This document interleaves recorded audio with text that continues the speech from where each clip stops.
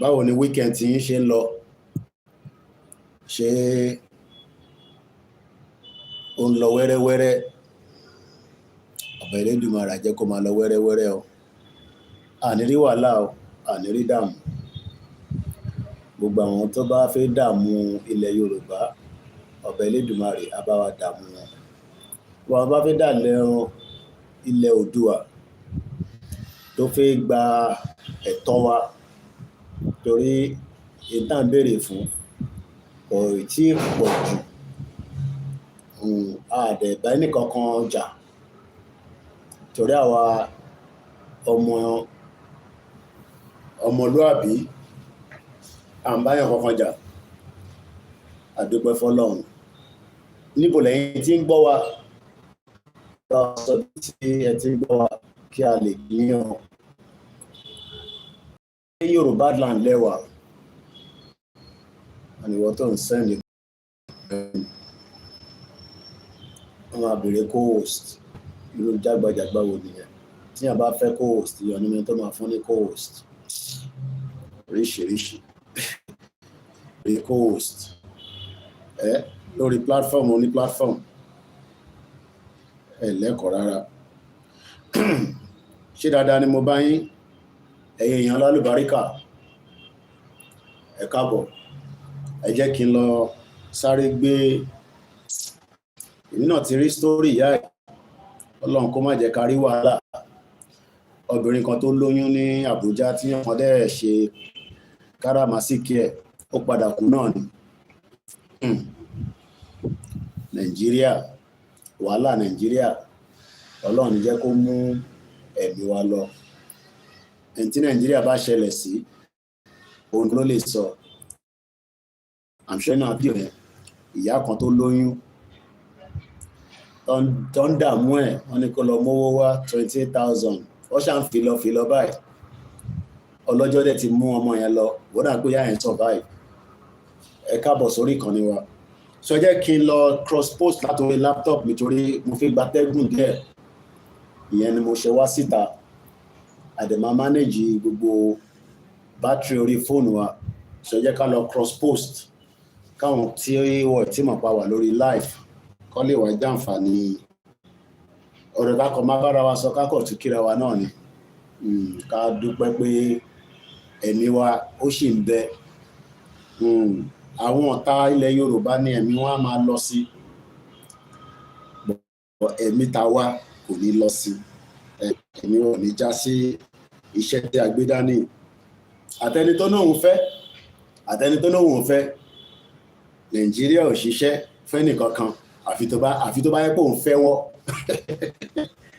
Àbí bí ohun àwọn olóṣèlú tó ń fún ẹ lówó every weekend. But 60 million Yorùbá people ẹ̀mí wọn wà lórí ó wà báyìí lójoojúmọ́. A ti wà ní day 80. A máa sọ pé self-determination kò ń ṣe crime. Tó bá yé wọ́n ló máa sọ Yorùbá nation no going back. Àwọn kan tẹ̀ náà jẹ́ Yorùbá nation mọ́. Èyí kí torí kálukú bá fẹ́ jẹ́ òun ni kó máa lò. So Yorùbá nation awareness continue lórí ìkànnì Koiki Media. Oríṣiríṣi platform ló wà o. Orí ìkànnì tẹ́wà yìí ló ń pè ní Koiki Media. A máa ní bringing the world closer to your doorstep. Kò ṣógun mo ń bọ̀. Ẹ bá mi máa pa àwọn èèyàn wọlé.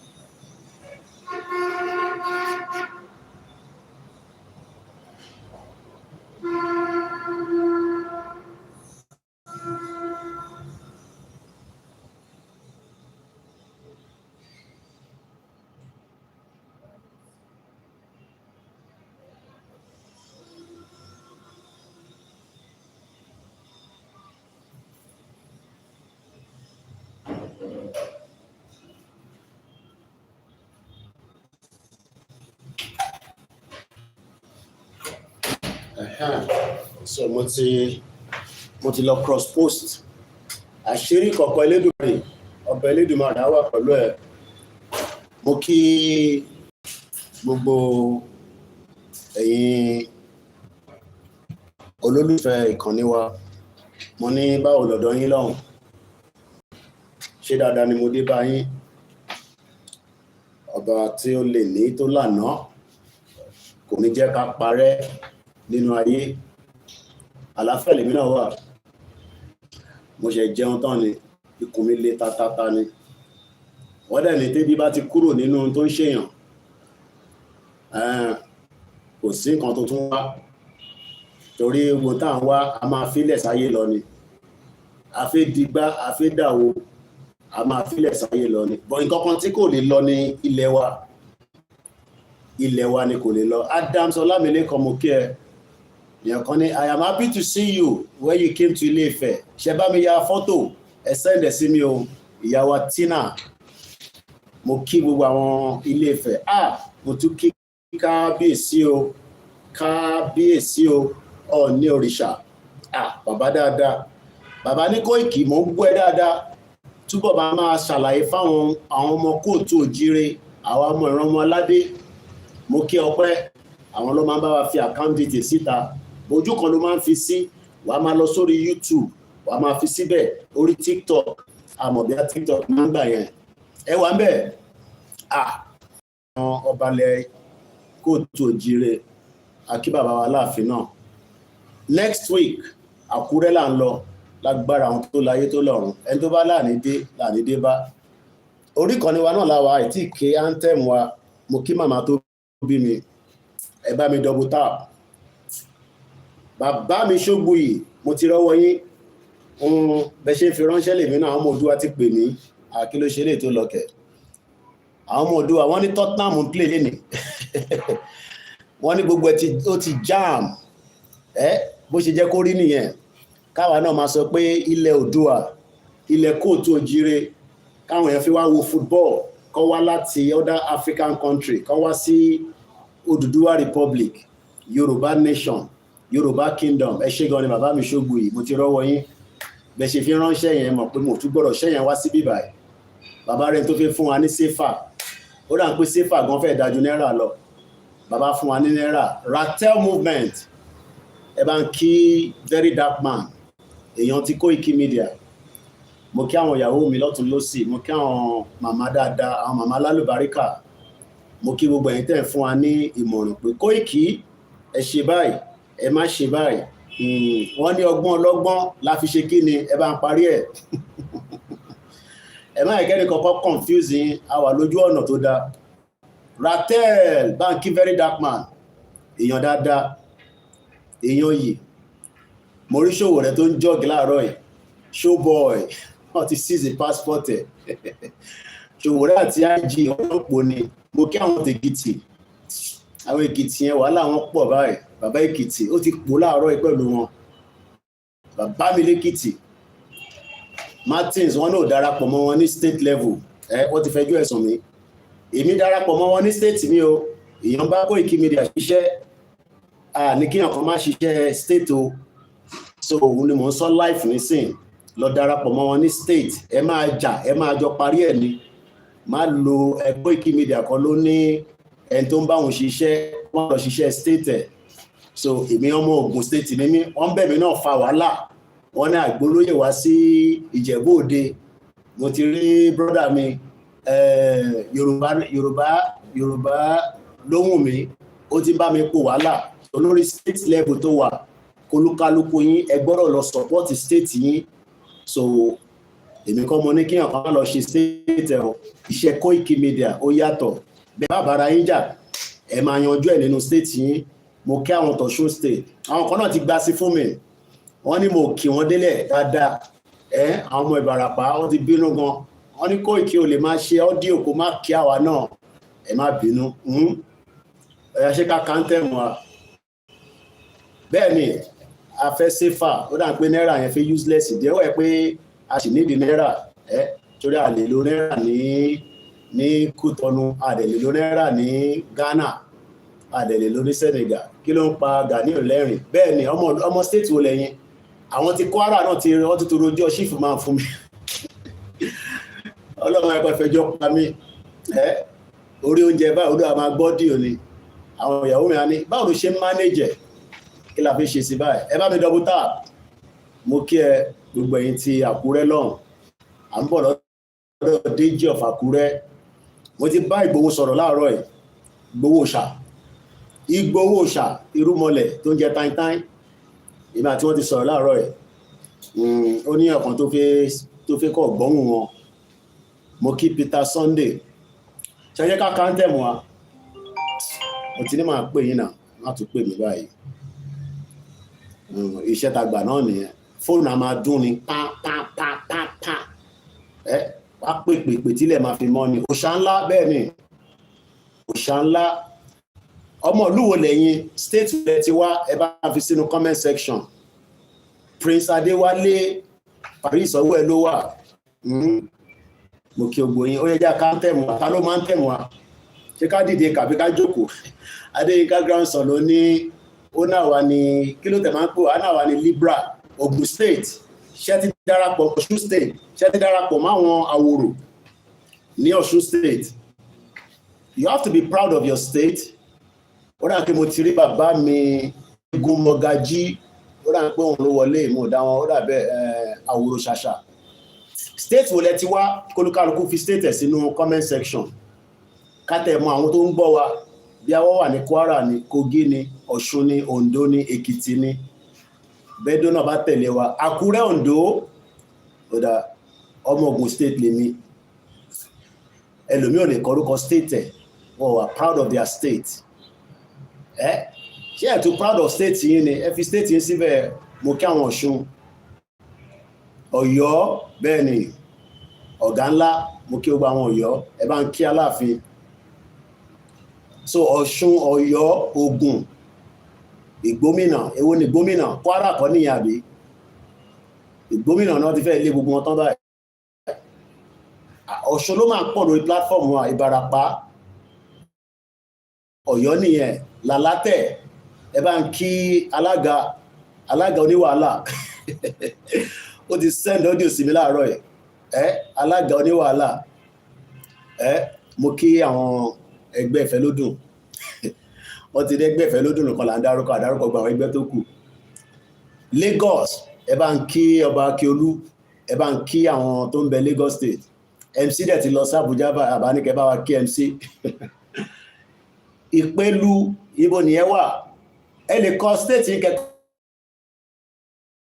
local government èmi mọ̀ bí tí Ìpẹ́lú wà o Ìpẹ́lú ilé níbo nìyẹn wà Ìpẹ́lú ilé àìtí rẹ̀ nìkankan tó wá láti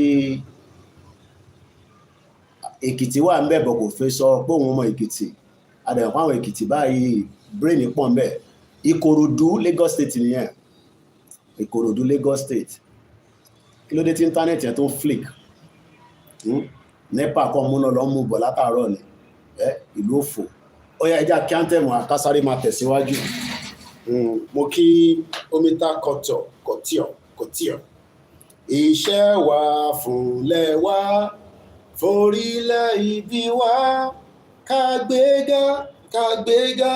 kàgbéga falẹ̀rí ìgbàgbọ́ wa ni pé láti bẹ̀rù làbọ̀ mọ́ ká ṣiṣẹ́ ká jọlá ìṣọ̀kan àtòmìnira ní kẹjẹ ká máa lépa ìtẹ̀síwájú fọ́pọ̀ ire àtòhun tó dára ọmọ Oòduà dìde bọ́ sípò ẹ̀tọ́ rẹ ìwọ ni ìmọ́lẹ̀ ògo adúláwọ̀ ṣe rí pé nínú anthem yẹn fáwọn tí wọ́n máa ń wà confused pé orúkọ kan là ń jẹ́ orúkọ kan là jẹ́ ẹ máa wà confused kò sí bá ṣe fẹ́ ka Yorùbá anthem yẹn ẹ̀rí ọmọ Oòduà dìde bọ́ sípò ẹ̀tọ́ rẹ àmọ́ tó ṣe íńtánẹ́ẹ̀tì ṣé kò déta ní àbí báwo tó ń jam látẹ̀ nǹkan bí a nẹ́tíwọ́ọ̀kì dẹ̀ ni ọmọ Oòduà dìde bọ́ sípò ẹ̀tọ́ rẹ ìwọ ni ìmọ́lẹ̀ ògo adúláwọ̀. Omi takùtì ọ̀ wọ́n ní bàbá Yorùbá ká máa gé sí lọ́rùn báwọn èèyàn tẹ̀ lọ bá wọn ó dẹ̀ tún nílé iṣẹ́ kan tó ṣẹ̀ jáde ní Òṣogbo àti jù sínú TikTok ẹ̀yin tẹ́ wà ní Òṣogbo orí farm ẹ kàn sí wọn ní Òṣogbo ń bẹ̀ gbogbo tẹ́ bá fẹ́ ẹ̀ríra ń bẹ̀. Mo kí àwa Eunice Ládìpọ̀ Osun State Adó Èkìtì I'm looking good. Omi takùtì ọ̀ ni ṣọ́tẹ̀ fi back pocket sí ó dà kò ní back pocket ó dúró dáadáa ó dúró re gbogbo ara tó yẹ ká máa tà síta lélẹ̀ bí wọ́n bá kóró ilé ìdí Primark irú sọ́mà àwọn èèyàn máa ríra nígbà tí kò bá tẹ̀ síná tí òṣìṣẹ́ fẹ́ fi ṣiṣẹ́ nílé mo kẹ́hìndé mi tẹ́tí wọlé lórí TikTok space Twitter space ẹ̀yin ò lè rírú aṣọ tí mo wọ̀ sáré lọ jíwò ní orí YouTube a máa débi tá à ń lọ ẹ bá mi parí òwe yẹn wọ́n ní kinní kan adébì kan ariwo ẹ̀ ló máa pọ̀ ẹ bá ń parí ẹ̀. Mo kí gbogbo àwọn ti Jẹ̀bú Òde mo kí l'Abẹ́òkúta mo kí ní Ìlaró mo kí Kenny Bread gbogbo Ìlaró ọwọ́ ẹ̀ ló wà ilẹ̀ Oòduà ní bàjẹ́.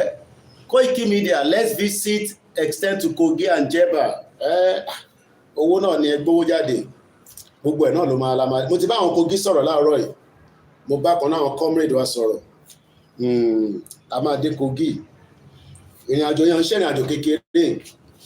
Mo kí àwọn staff wa èmi fẹ́ jókòó Adéyínká grandson lọ́nà máa ń dúró ṣe program níbo lẹ́yìn tí wá sà Mr. Paul wọ́n ní I'm from Ekiti ẹ ṣé gan ni gbogbo àjà kí ló ṣẹlẹ̀ ní Ìbẹ̀jú Lẹ́kí lánàá. Mo kí Dr. Gloria wọ́n wà nílé Ifẹ̀ lọ́wọ́lọ́wọ́ báyìí wọ́n ní Koiki ẹ̀ẹ́dẹ̀ sọ fún mi pé ń bọ̀ nílé Ifẹ̀ mo ní èmi ò ní tá bá ti fohùn síta ẹni tó bá ti gbọ́hùn yá jẹ́ pé iléeṣẹ́ ilé kọ́lẹ̀ ń tẹ̀lé nìyẹn bí ẹ̀ ń tiẹ̀ lọ ń gbọ́ ẹni tó bá ń tẹ̀lé World Media àti iléeṣẹ́ Koiki Media ẹ máa mọ tó ń lọ. Deputy bẹ́ẹ̀ ni wọ́n ní kí adébí kan ariwo ẹ̀ pọ̀ ṣe rí òrùn yìí mo sáṣọ báyìí nísìn aṣọ lẹ́yìn àti fọ̀ látàárọ̀ mo ti fọwọ́ faṣọ ọwọ́ mi ti fẹ́ bó fọwọ́ faṣọ èmi kọ́ mò ń fọ ó bá jẹ́ London ní sè ní washing machine ibi gas. Mo kí Akim Love ẹ ṣé gan ni a máa dé Jẹ̀bà a máa dé Kogi a máa dé Kwara ìrìn àjò yẹn ò tí tán ẹ bá mi double tap ẹ follow mi o kẹ́ lè mọ bó ṣe ń lọ ẹ follow mi kẹ́ lè mọ bó ṣe ń lọ. Mo gbọ́dọ̀ náà wà very careful pẹ̀lú TikTok fídíò àwọn Kwara tó fi kó bá TikTok mi nísìn wọ́n ti fún mi ní warning kan láàárọ̀ yìí so àdílé máa post wọ́n pa yín sí ilẹ̀ Yorùbá lórí TikTok wa for now so dáa pé TikTok yarí pé Koiki Media wọ́n pààyàn yẹn má gbé wá sí bíbá ẹ̀. Mo kẹ́yìn tẹ́tí wọlé lórí Twitter space bàbá rẹ̀ tó fi darapọ̀ mọ́ wa ẹsẹ̀ ní ẹlẹ́dàá èmi ò mọ́ ni wọ́n ní kinní kan máa ríwẹ̀ máa pọ̀ á débi tó ń lọ. Mo kí ẹ̀yin comrade wa mo kí àwa comfort àánú olúwa pọ̀ ṣẹ́yìn kọ́lẹ̀ wà ní my 12 ẹ̀kọ́ ọ̀rọ̀ ajé ṣáájé ń lọ díẹ̀díẹ̀ nígbà tá à ń lọ sí mo hàn which of the journey olóyè wa ní kí n wo ní àárín Ìbàdàn àti kọjá ẹ bá ń kí prophet Òjó ó rà pọ̀ wá Canada lọ́wọ́lọ́wọ́ ẹ bá ń kí bàbá yẹn dáadáa bàbá lálùbáríkà ọ̀nà àjárí wọn pẹ́. Ìṣẹ̀kírì is facing problem Yorùbá àti ìjọ ìtòyìnbó dálẹ̀ nìyẹn òyìnbó fẹ́ kíjà máa wà láàrin gbogbo wa ìjà ìgbàgà kíjẹ̀bú bá Èkìtì jà kékìtì bá Ọ̀yọ́ jà etí British ìtayé wọn tó mọ̀ ṣe ní Britain. Koiki Media stood by your word all through you are a true born of the soil kí la máa ṣe sí bẹ́ẹ̀ mi ò bá ṣẹ́ lómi àṣẹ. Mo ní kí máa mú díẹ̀díẹ̀ I don't have a topic so I can flow ni a máa lọ báyìí mo dẹ̀ ń ka comment Rẹ̀mí official mo rí ẹ̀ ń bẹ̀ kò wá ṣe gbogbo comment ni mo lè rí ẹ̀yin tẹ́ wà lórí Facebook torí mo ní another device so àwọn tó wà níwájú ni màá máa rí gbogbo ẹ̀yin tẹ́ ń comment lẹ́yìn yẹn àní rí yẹn má bínú. So olóyè wá ní kí n wo ẹ mọ̀ pé títí ò dáa mọ́tò yẹn slow down bọ̀ ọ̀gẹ̀dẹ̀ yẹn pọ̀ gan wọ́n wá ń load ẹ̀ sínú container. Olóyè wá ní mo kí àwọn tó ní iléeṣẹ́ yìí náà ọmọlúwàbí àwọn ni wọ́n fún alẹ́ náà ká máa dé sórí. Wọ́n wá ń load àwọn ọ̀gẹ̀dẹ̀ yẹn wọ́n ń load ẹ̀ sínú container yẹn. Ẹ mọ̀ pé ọ̀gẹ̀dẹ̀ tó bá gbé dé my 12 ẹ ṣe gan ni let love fún àwọn gift ten fún wa yẹn òun náà ló máa di owó mo tẹ fẹ́ tètè gbowó ti TikTok mo fẹ́ kí n dé London padà kí n lè rówó ná ẹ ṣe gan ni àti ní 13 pounds lórí TikTok ẹ̀wọ̀n káwọn ṣe pẹ́là àwọn pẹ́là ní olówó ńláńlá ó rà pé lion yẹn lọ́dọ̀ àpónú máa mówó púpọ̀ wá ọ̀nà àbóyin láṣìírí ìjọ kẹ́kọ̀ọ́ bínú ni ẹ fún mi ní lion àlàáfíà ni mo wà tí olóyè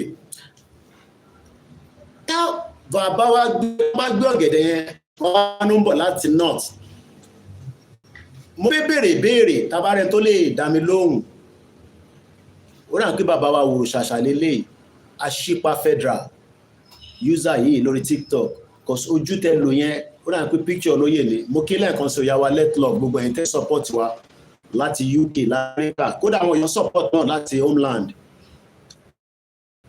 My town on Wednesday Àkúrẹ́ bẹ́ẹ̀ ni Déjì Àdìmúlà a máa dé Àkúrẹ́ kọ́lọ̀ kó mọ́jọ́rú kó pàànà rẹ̀ gbogbo tó bá ní ta bá ń lọ tá à ń bọ̀ àwọn máa dè wá lọ́nà ni àwọn alálẹ̀ àbáyínjà àwọn bàbá wa kan tẹ̀ ní ká má tún káàkiri mọ́bi ta lọ́ ti tó ní ẹ má yẹ ká ṣe bẹ́ẹ̀ rárá à ń lọ dúpẹ́ ni a ti dé ọ̀dọ̀ àwọn ọba wa tó dáa mo ka gbogbo ẹ̀ lánàá títí dépò bẹ́ẹ̀ lè mú olóyè ìfẹ́ tó ní sílẹ̀ Yorùbá àwọn ará pò bẹ́ẹ̀ ló pé mo kí grandma ìyàwó Dúpẹ́ Agboola wọn náà lóyè òun káàkiri òde bẹ̀nẹ̀ ó lẹ̀ wà ní Kútọ́nù máa bàbá ṣe pò bẹ́ẹ̀ nìyẹn.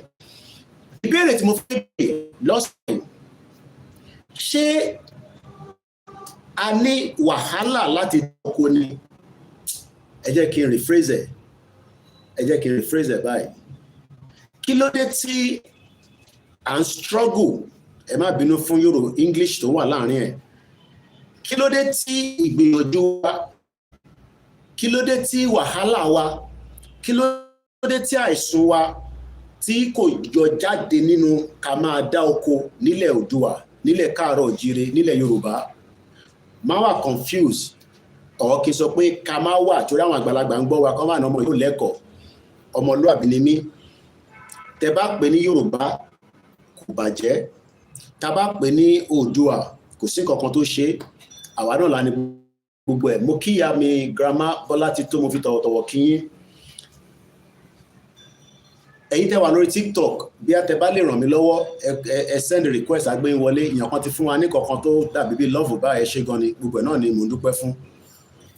Kí ni ìdí tí àwọn àgbẹ̀ nílẹ̀ southwest of Nigeria kí ló dé tí à lówó lọ́wọ́ kí ló ń fa ìdíwọ́ àti pé ṣé in tí kákọ̀ mójú kúrò ni àbí ká fojú sí pé in tó ń fà á. Ìbéèrè tí mo tún wá sọ́wọ́ sí mi ni pé lánàá mo béèrè ìbéèrè kan ẹni má bínú tán ni ìbọn bí owó ló ń spray bí ìgbà tó bá ń spray Wàsíù ẹ ṣé gan ni mo dúpẹ́. 10 years from now níbo ni àwọn àgbẹ̀ wa máa wà by 2035 Ratel movement okay banki bẹ̀rẹ̀ dàgbà lẹ́kọ̀ọ́ sí by 2035 ọdún mẹ́wàá sísìn báwo lẹ ń ṣe rí ẹni tó bá ń ṣe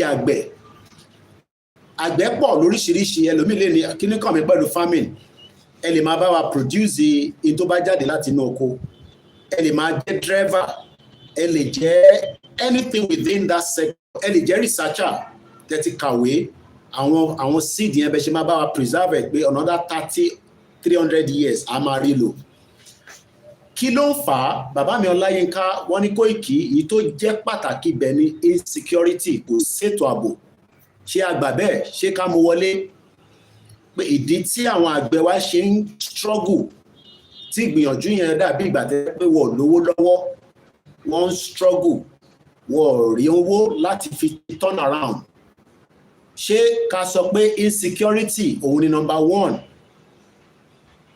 Ṣé gbogbo agree pé insecurity pé kò sí ètò ààbò? Àwọn tó wà lórí TikTok ní bẹ́ẹ̀ ni, àwọn tó wà lórí YouTube àwọn bàbá dá sí.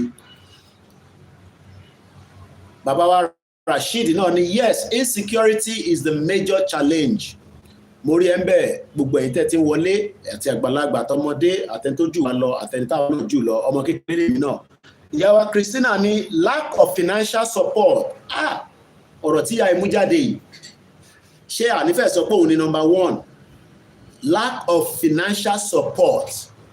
Ṣé bàbá máa ń wo kankan ìyẹn la ṣe ní èèyàn kan tún mú kankan jáde. One of the major ìjẹ́mu ní lọ mú pen and paper báyìí ká má máa gbàgbé. One of the major problem is storage and transporting the goods to the market.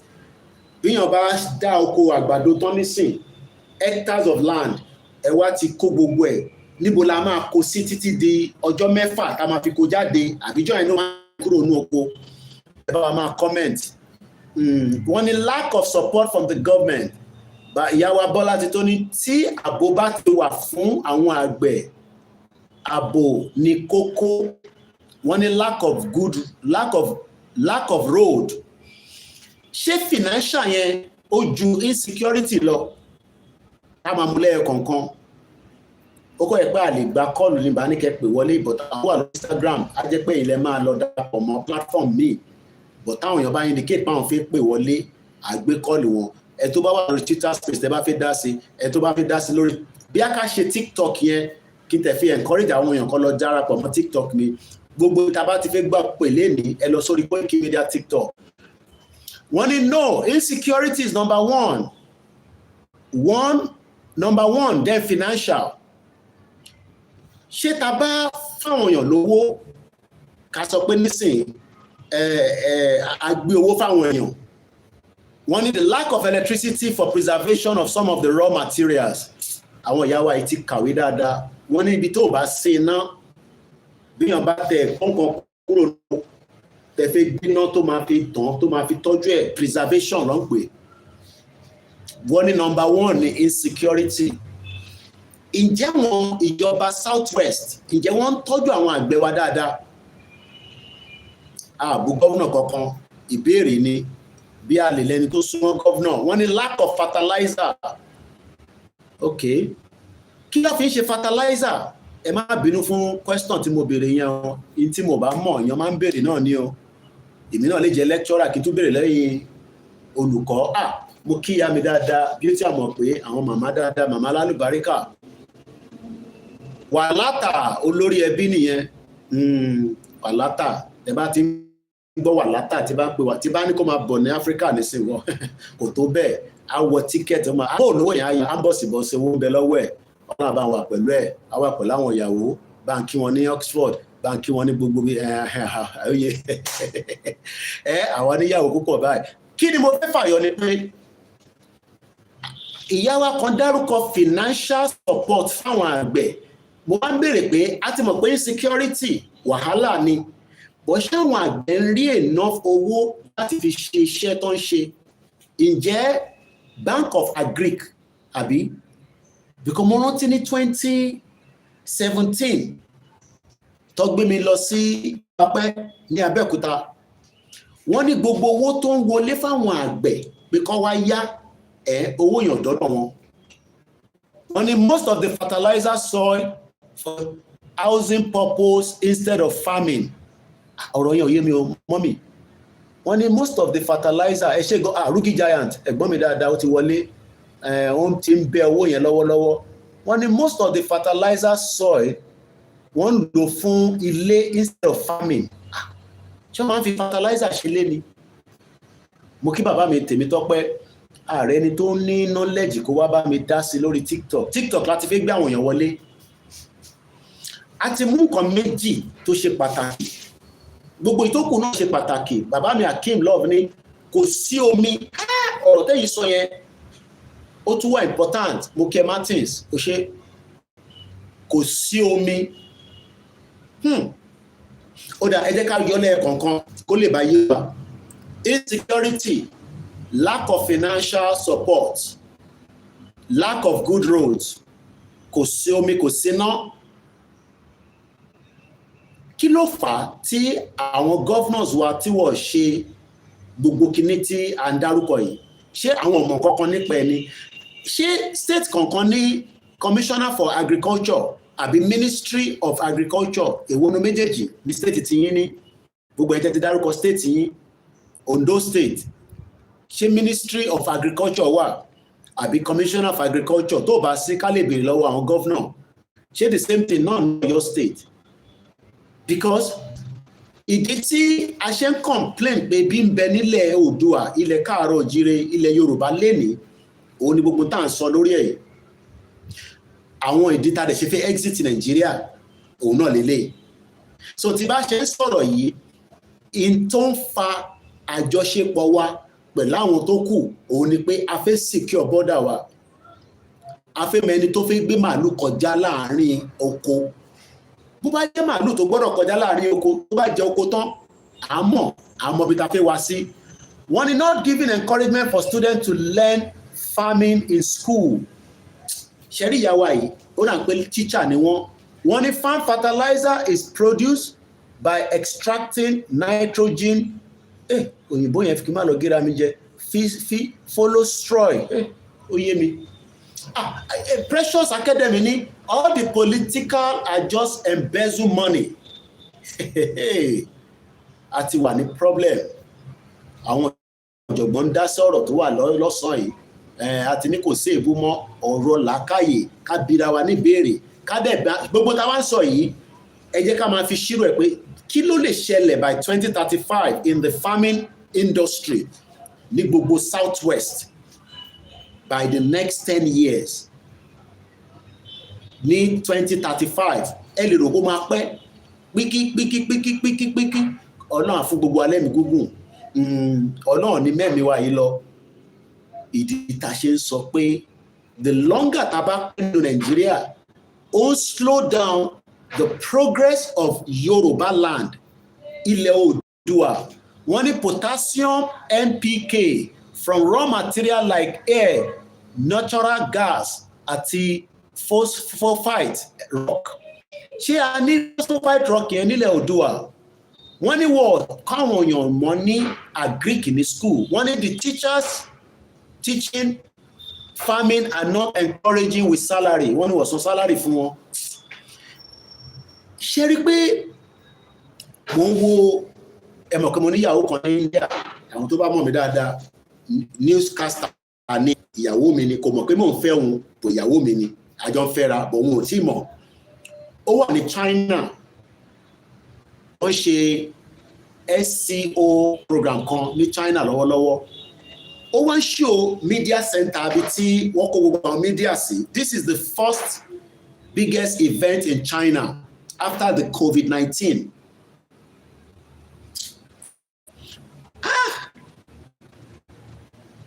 Ẹ jẹ́ ká dìde ká béèrè pé ká ẹ̀ṣẹ́rí our first problem ní gbogbo tá ti sọ yìí kò sí ìtò ìdánbẹ̀, the lack of education in the Southwest. Òun lèmi rò pé ó jẹ́ number one. Lack of education. Ṣáwọn èèyàn agree pẹ̀lú mi, ẹ lè disagree pẹ̀lú mi, kò ṣe dandan ní kí agree. Ìdí tèmi ṣe sọ pé lack of education ni pé if the education sector is working, mo kí ẹ Yorùbá Space TV, mo rí ẹ bẹ́ẹ̀, mo ti lọ jí page ẹ wò, mo ti wo ohun tó post, o ti rí post yìí táwa ṣe, ọ̀dà ọlọ́bàá ẹ ṣàbàwà bá wa máa credit ẹ̀ in táwọn management sọ nìyẹn pé láti iléeṣẹ́ Koiki Media ọ̀bẹ̀ lẹ́dùnmára máa fún ẹ ṣe. Kí ni reason tí bàbá late Ọbáfẹ́mi Awólọ́wọ̀ ṣe sọ máa lọ kàwé ní nǹkan tó jẹ́ pàtàkì fún gbogbo wa? Fáwọn tó wà ní era yẹn, gbogbo wọn ni wọ́n ti di governor lénìí, lọ́ti di politician. Ìyàwó good example ni we have enough education but government isn't encouraging. Okay, brother mi kan challenge mi wọ́n ní kí wọ́n má sọ bẹ́ẹ̀. Ìwọ náà ló nígbà tó dé Èkìtì orí oríṣiríṣi school but in tó ṣẹlẹ̀ ní pé gbogbo school yẹn ò sọ láti ta pé ó wọnú lé o but bó ṣe ń rí àwọn ọ̀ka building yẹn kò likely pé àwọn school yẹn máa ṣiṣẹ́ dáadáa bó ṣe jẹ́ kó ṣiṣẹ́, which is true. Mo kí Yẹmí Fátókí Lagos Island, àwọn tí Lagos Island ti pè mí wọ́n náà máa ṣe meeting lọ́la mo ti ní tó bá ṣe meeting kan pè mí kí wọn. Wọ́n ní our farmland are sold to foreigners. Kí ni wọ́n ṣe ń ta ilẹ̀ tó fi ń dá oko? Kí là ń tà fún China fún? Kí là ń tà fún India fún? Kí là ń tà fún àwọn àjòjì fún? Ṣé àwọ̀ náwọn expert tó lè bá wa ṣiṣẹ́? Bàbá wa Rashid ní lack of infrastructure and the linkage between agriculture to other sectors. Bàbá ìlà ó ní brain because mo ti jẹ bread láàárọ̀ yìí. Ẹ jẹ́ ká wo tí mo jẹ láàárọ̀ yìí. Ṣé nǹkan àgbẹ̀ wà nínú kan tí mo jẹ láàárọ̀ yìí? Tàbádẹ́ sọ agriculture, a máa sọ kò ń ṣàwọn màálù táwọn ń jẹ nísìn àti ní kẹ́yẹ́ jẹ àwọn màálù yẹn mọ́. Ìgbà táwọn bàbá lọ́wọ́ ṣèjọba wọ́n náà lọ sí àwọn ibì kan láwọn ìlú kan wọ́n lọ kó àwọn orú màálù tó yẹ kó máa sìn àwọn màálù tó níwo tíyàn máa extract milk ìyẹn ayọ oríṣiríṣi nǹkan kúrò lára ẹ̀. Búrẹ́dì tí mo jẹ lénìí mo jẹ omi ọbẹ̀ àti ẹran ègúnfe. Tí a bá wo ilẹ̀ Oòduà láàárọ̀ yìí nísìn ṣó jẹ́ kí oúnjẹ máa wọ́n ní gbogbo Southwest? Ṣó jẹ́ kí oúnjẹ máa wọ́n? Ẹ ṣé gan ni ẹ̀yin tẹ́ ń darapọ̀ mọ́ wa ẹ bá mi double tap kẹ́ bá wa gbé ètò yìí lọ síbi tó yẹ kó lọ. Wọ́n ní education is not matter. Ṣé ó jẹ́ kí oúnjẹ kó jẹ́ nǹkan tó máa wọ́n? Why tó ń jẹ́ ṣe wọ́n lénìí? Ìjà wo brother wa kan béèrè lánàá wọ́n ní Mr. Koiki tá bá gba interfaith gbà ìtàn ní Argentina lọ tí ló ń kọ́ àwọn màálù yẹn wá ẹ̀ṣẹ́ gan ni bàbá wa. Wọ́n ní I was trying to write that fertilizer soil are used for housing business instead of farming. Mo gẹ́tẹ̀ pé wọ́n lò fún housing instead of farming. Why ẹ̀ṣẹ́ gan ni bàbá wa ẹ káàbọ̀ sórí ìkànnì náà? Why tí oúnjẹ tó ṣe wọ́n ní Southwest ṣé deliberately ni àbí indeliberately? Ṣé wọ́n mọ̀ọ́mọ̀ gbé bẹ́ẹ̀ pé tóúnjẹ bá wọ́n táàrọ̀ oúnjẹ gidi jẹ táwọn èèyàn wá ń struggle kò dẹ́ ṣe pé àní ilẹ̀? The only way ta lè fi solve gbogbo problem tí a ti analyse in less than 30 minutes into the program àṣẹwọ́ 38 minutes. The only thing we can do is not to continue with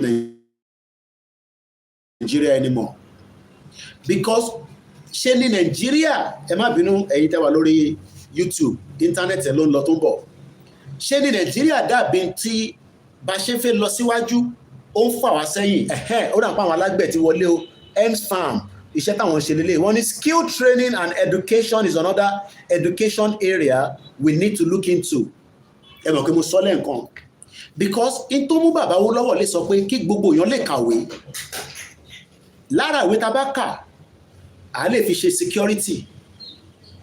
Aláwọn gọ́vnà lẹ́ni nísìn wọ́n kàwé àbí wọ́n kà but ǹjẹ́ wọ́n ń lo ìwé yẹn láti fi ṣe ètò ààbò fún wa? Tá bá sọ láàárọ̀ yìí nísìn ìwọ̀nba wa tá wà lórí platform àpọ̀ náà ká tẹ̀sọ́ pé àwa 1000 èèyàn mélòó ló rẹ́dì láti ṣe security tó bá sọ pé lẹ́ni o a fẹ́ defend ilẹ̀ káàárọ̀ òjíire ilẹ̀ Oòduà Southwest. How many of you would like to do security? I raise my hand to protect our people within the farm. Tá bá sọ pé a fẹ́ ṣe security lẹ́ni èèyàn mélòó ló wà? Kò ń ṣe dandan pé kí ẹ fẹ́ ṣe o èmi lèmi ní mi máa ṣe. Ta ló tún máa support? Ta ló náà mo kí àwa Esther Ewetuga JP ọ̀nàlà òun náà I will do it. Okay, wọ́n máa sanwó fún wa kò ṣọ̀fẹ́ o kò sí ọ̀fẹ́ ní àríkò sọ́fẹ́ ní ìlú òyìnbó àfíṣe security wọ́n máa sanwó ní o sókè lè bá mọ̀. Èèyàn mélòó ló máa ṣe security? Dáre náà máa ṣe, Stephen náà máa ṣe security. Ṣé wá mọ̀ pé security póríṣiríṣi? Bámidélé Aliyu náà máa ṣe security. Rasheed ní I can do it. Limited knowledge and equipment for farming area, barriers, Ìyàwó Christina. Academy now máa ṣe security. So everybody is ready to do security. Ṣé wá mọ̀ pé nínú education, security oríṣiríṣi.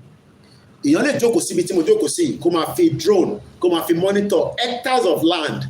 Ta ló ń lọ níbẹ̀, ta ló ń bọ̀. Ká tó wá deploy àwọn tó máa lọ máa wo ta ló ń kọjá lọ yẹn. Ṣé ká bẹ̀rẹ̀ láti Lagos State? Ṣé Babájídé Sanwó-Olú wọ ọmọ ilé tá à ń sọ yìí ni? Ṣé Governor Dàpọ̀ Abíọ́dún wọ ọmọ ilé tá à ń sọ yìí ni?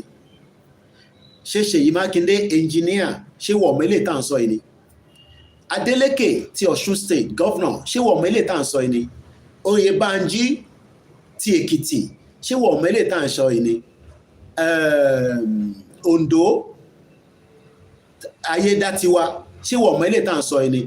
Including Kwara and Kogi, even though a mọ̀ pé Britain ṣe jìbìtì gbé Kwara, Kogi gbé lọ sí north, wọ́n ní north central àbí north whatever, ilẹ̀ Oòduà ni, ilẹ̀ káàárọ̀ òjíire ni. There is, ẹ má bínú òyìnbó ń wọlé díẹ̀ kò jẹ́ kó òyìnbó máa wọlé. There is an hidden agenda, kò ń ṣe lénìí. Hidden agenda láti jẹ́ kí ilẹ̀ tá à ń pè ní ilẹ̀ Oòduà, ilẹ̀ káàárọ̀ òjíire, àwọn ọmọ ìran ọmọ aládé, àwọn ọmọ Odùduwà, àwọn ọmọ Yorùbá. There is an hidden agenda to destroy us. And the only way tó fi lè destroy wa ò ní pé ká má lè bí nǹkan tó máa lọ sẹ́nu tàdé má tà tá má jèrè.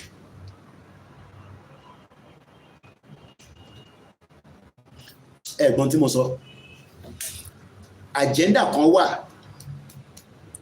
kò ń ṣe ní l'agenda yẹn, kò ń ṣe 5-10 years ago, kò ń ṣe 20 years ago, kò ń ṣe 60 years ago. Agenda yẹn ni pé àwọn tó wá sórí ilẹ̀ yẹn wọ́n rí gbogbo tí ọba tó ní Elédùmarè tó ní wá tó fún wa, wọ́n wá lo gbogbo ọ̀nà pátá. The first thing is that destroy our education. Because bá ṣe ń sọ̀rọ̀ nísìn, àwa tá kọ̀rọ̀ra wà enlighten díẹ̀díẹ̀ la accept tí mo sọ yìí. Majority àwọn tó wà enlighten tá máa rò pé wọ́n kàwé òun làwọn tí mo dárúkọ o. These are the people operating the Yoruba land on our behalf in the southwest of Nigeria. Our governors, our deputies, our senators, our House of Reps. Why to prove difficult láti lè fún wa ní security, ká empower àwọn èèyàn wa, ká dẹ̀ wá sọ pé ní gbogbo ń ta ṣì ní for now a fẹ́ face farming business ní gbogbo southwest 24/7, 7 days a week, 30 days, 365 days, all manners of farming. Bó ṣe ń gbìn kan káwọn kan máa ṣe research, káwọn security, káwọn kan máa káwọn everything you can think of ká máa produce. Yoruba Space TV ní the resources we have attracted the colonizer to us, and that brings us to where we are today. Ọlọ́run jẹ́ kó sọ̀rọ̀ tán. Now à ń pariwo Britain, ìyà jẹ Britain làwọn náà fi wá sísàlẹ̀. Èmi ò rò pé yà ń jà wá. No, a kò máa sọ pé yà ń jẹ wá nínú ìyà ò tí jẹ wá. I don't think so. Britain tèmi lọ gbé tí àwọn èèyàn sì ń lọ, tí bàbá wa kábíyèsí Olúwo lọ sí Canada, tó ní Canada is the best. Àṣé kábíyèsí náà ní passport tó yàtọ̀ sí ti Nàìjíríà. Purpose of his traveling was to go and renew his passport for another 10 years. Tó bá dé nísìn, wá criticize Islam, wá criticize ìṣẹ̀ṣe, wá criticize this, but why in Canada he dare not do so? Ṣé mo ti tàbọ̀? Ò ní ṣe bẹ́ẹ̀. Ibẹ̀ kan mo fẹ́ lò lọ. Mo fẹ́ dúró lórí farming because òun ní ìpìlẹ̀. Òun gangan ní iye because ẹni bá rí oúnjẹ jẹ orí àpé láti ṣe oríṣiríṣi nǹkan. Ẹni tó róúnjẹ jẹ náà orí ẹ̀ lè má pé o. Ó lè fi ṣe àwọn nǹkan tí kò jẹ́ kó ṣe. Our Creator did not create us to suffer. Whatever you want to call it, but ṣe dá wa sáyé, I don't want to know. Èmi ò mọ history yẹn. But ṣé wọ́n dá wa sáyé pé ká wá jìyà ni? All our government are so selfish, Baba mi Lukman. Dá mi lóhùn mọ́, ṣó ti sú wa ni? Ṣé wọ́n dá wa sí ayé yìí, ayé tá wà yìí? Àwọn òyìnbó tẹ̀ rí yẹn náà, they were living in a very abject poverty. Ṣé mọ̀ pé nígbà tó wá sí South, tó wá sí Africa, agbóríṣiríṣi pé àwọn náà kú rẹpẹtẹ because mosquito jẹ wọ́n oríṣiríṣi, but they survive. Baba mi Rashid, yes, it is an error by the British colonists to count Kwara and Kogi among Middle Belt region of the state. France lẹ́ni, gbogbo tí wọ́n lò ní Benin, mo lè sọ pé gbogbo ẹ̀, but half of it is coming from France. Wọ́n jẹ́ kó produce anything níbí báyìí. The same thing in many African countries, but let's focus on Nigeria. Ṣé wàá ló kí wọ́n máa supply nǹkan fún àbáwá ló yẹ ká máa supply nǹkan fáwọn èèyàn? Bẹ́ẹ̀ni, kábíyèsí with a Canada passport. Interesting. I'm sure pé iná máa fẹ́ Canada passport if it's possible. Mo kí bàbá mi Délé Bravo. Ẹ káàbọ̀ sórí ìkànnì wa. Mo kí gbogbo ẹ̀yin tẹ́ tí ń darapọ̀ mọ́ wa. Ẹ bá mi share. Why is the farming sector destroyed? Tinubu has done a full 4 years, as far as I'm concerned. Tenure in Titon. How many people agree? This tenure is completed. Ẹ jọ̀ọ́ yín tẹ́ bá ní statistics yẹn, èló ni Aṣíwájú Tinubu ló ní kó invest in farming sector ilẹ̀ southwest of Nigeria? Roughly, tẹ́ bá idea, mo kí Pastor Mo ẹ káàbọ̀. That one is not supposed to be Oba at all. Let him stay in Canada. Ọmọ tó dé láìpẹ́ yìí, return ticket lọ́lọ́. How much has President Bola Tinubu invested in agri? Many times before the late MKO Abiola, we heard that he invested so much in agri or farming in the north. Kí ló dé tó ṣe gbé project yẹn lọ sí north? Ṣé àláwọn tó lè ṣe ní southwest ni? Or MKO was looking for favor from the northern part of Nigeria, and he invested so much in farming in the north compared to what he has done in the southwest? Not that he didn't do other business or other trade in the southwest, but the farming was not much when MKO was alive. Ọ̀dà gbóyàn kan ti fi darapọ̀ mọ́ wa lórí TikTok. Mo gbádùn yín o, ìyá wa Christina. Wọ́n ní we are the producer and should be the supplier. Prince, ẹ ti darapọ̀ mọ́ wa. One, it is because he believe in one Nigeria. I hope Tinubu is not doing the same mistake. Ẹ bá gbọ́ sókè Prince, à ń gbọ́ yín sá. Adúpẹ́ fọlọ́run, wẹ́dà yẹn dáadáa, ẹni tí mo wá jókòó síta mò ń gbatẹ́gùn níwájú ilé mi níjẹ̀bú òde báyìí. Ọlọ́run àgbàlẹ̀ bàbá fún agbára Ọlọ́run. Àmín. Ṣẹ́rí Mr. Koiki, mistake tí àwọn adarí ilẹ̀ Yorùbá ti ṣe látẹ̀yìn, òun ló fà wá sẹ́yìn. Èmi máa parọ́ fún yín. Màtá ń dàgbà láti ara 1993 láti kéré nígbà tí màtá ń grow up, kò sí nǹkan tó jẹ́ ata Fúlàní àbí ata amálà àbáta kìíní kan. Ata ilẹ̀ Yorùbá láti tọ́jú grow up. Ẹ understand? Mo gbádùn yín àtàwọn tó wà lórí ètò. Èmi ní ẹ̀gbọ́n tó lọ ṣe fáàmù nígbà yẹn, ó máa ń gbé watermelon àti good melon nígbà yẹn. Ìgbà yẹn tó máa sọ, so àwọn Fúlàní yẹn wọ́n ti ń grow up nígbà yẹn díẹ̀. Wọ́n máa ní àwọn kòròró, wọ́n lọ bà oko wọn jẹ́. Ẹ̀fọ́ yẹn kúrò lẹ́kọ̀ọ́ láti kó lọ sọ́yọ́ state láti lọ ṣe farming. Kò rí nǹkan kan mú padà bọ̀. Torí pé àwọn màálù fa oko ẹ̀jẹ̀ ni. Wọ́n jẹ́ kó lùsì ni, wọ́n jẹ́ kó ní ìkọ̀kan mọ́. Understand?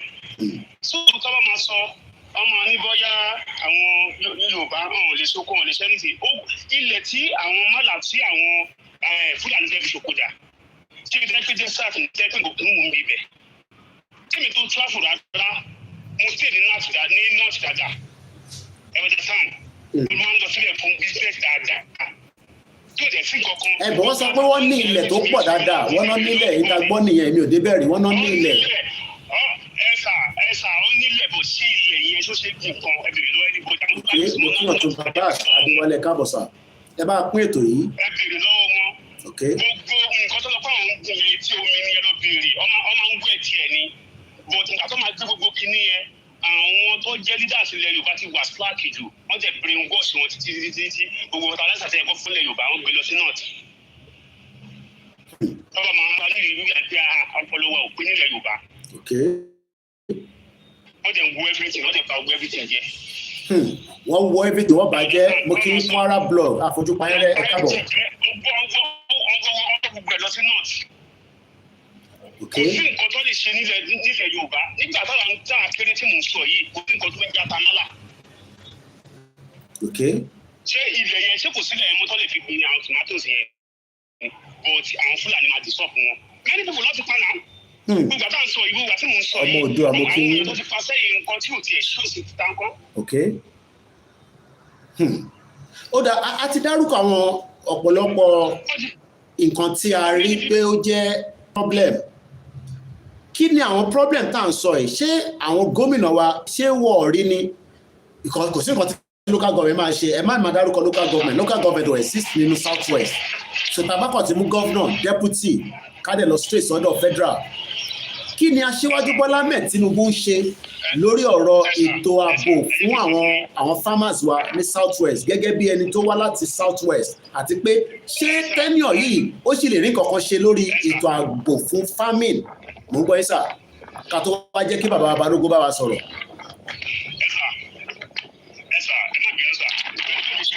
Everything ṣe ń lọ nílẹ̀ Yorùbá ẹ̀wọ̀dà sáà èmi ò rí aṣíwájú ó lọ síbẹ̀ torí ọmọ Yorùbá. Ẹ̀yin nìyẹn àwọn ará APC ò ní gbà bẹ́ẹ̀ fún yín o, ẹ sọ pé ẹ̀yin ò gbà bẹ́ẹ̀. Torí pé àwọn ò lè gbóòtọ́ ọ̀rọ̀ náà ni Nàìjíríà kì í fẹ́ gbóòtọ́ ọ̀rọ̀. Ẹ̀wọ̀dà sáà Nàìjíríà kì í fẹ́ gbóòtọ́ ọ̀rọ̀, ẹni tó máa parọ́ fún ni Nàìjíríà máa ń gbọ́. Àwọn ò lè gbóòtọ́ ọ̀rọ̀. Ẹ̀wọ̀dàsán nǹkan tó ń ṣẹlẹ̀ nílùú yẹn pẹ̀lú bí ti ṣe ń lọ yẹn steady body tó máa ní nǹkan tó ń ṣẹlẹ̀ ní Nàìjíríà tí ó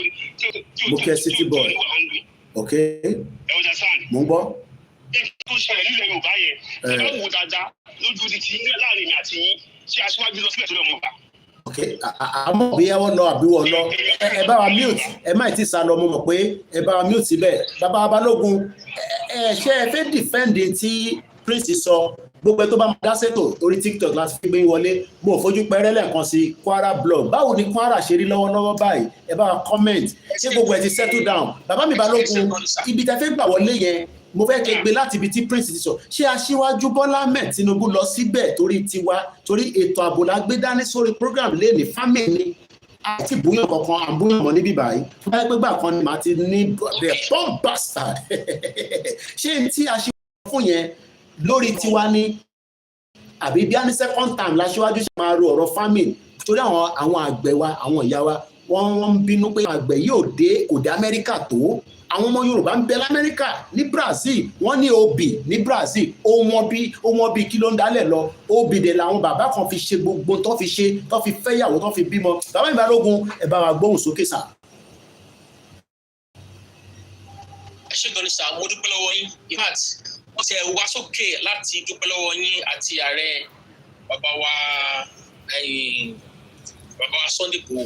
Ààrẹ gbogbo bẹ́ẹ̀ ṣe lọ sí káàkiri ní wọ́n wò online. Náà tí wọ́n lọ sí ìbéèrè tẹ́bí mi yẹn.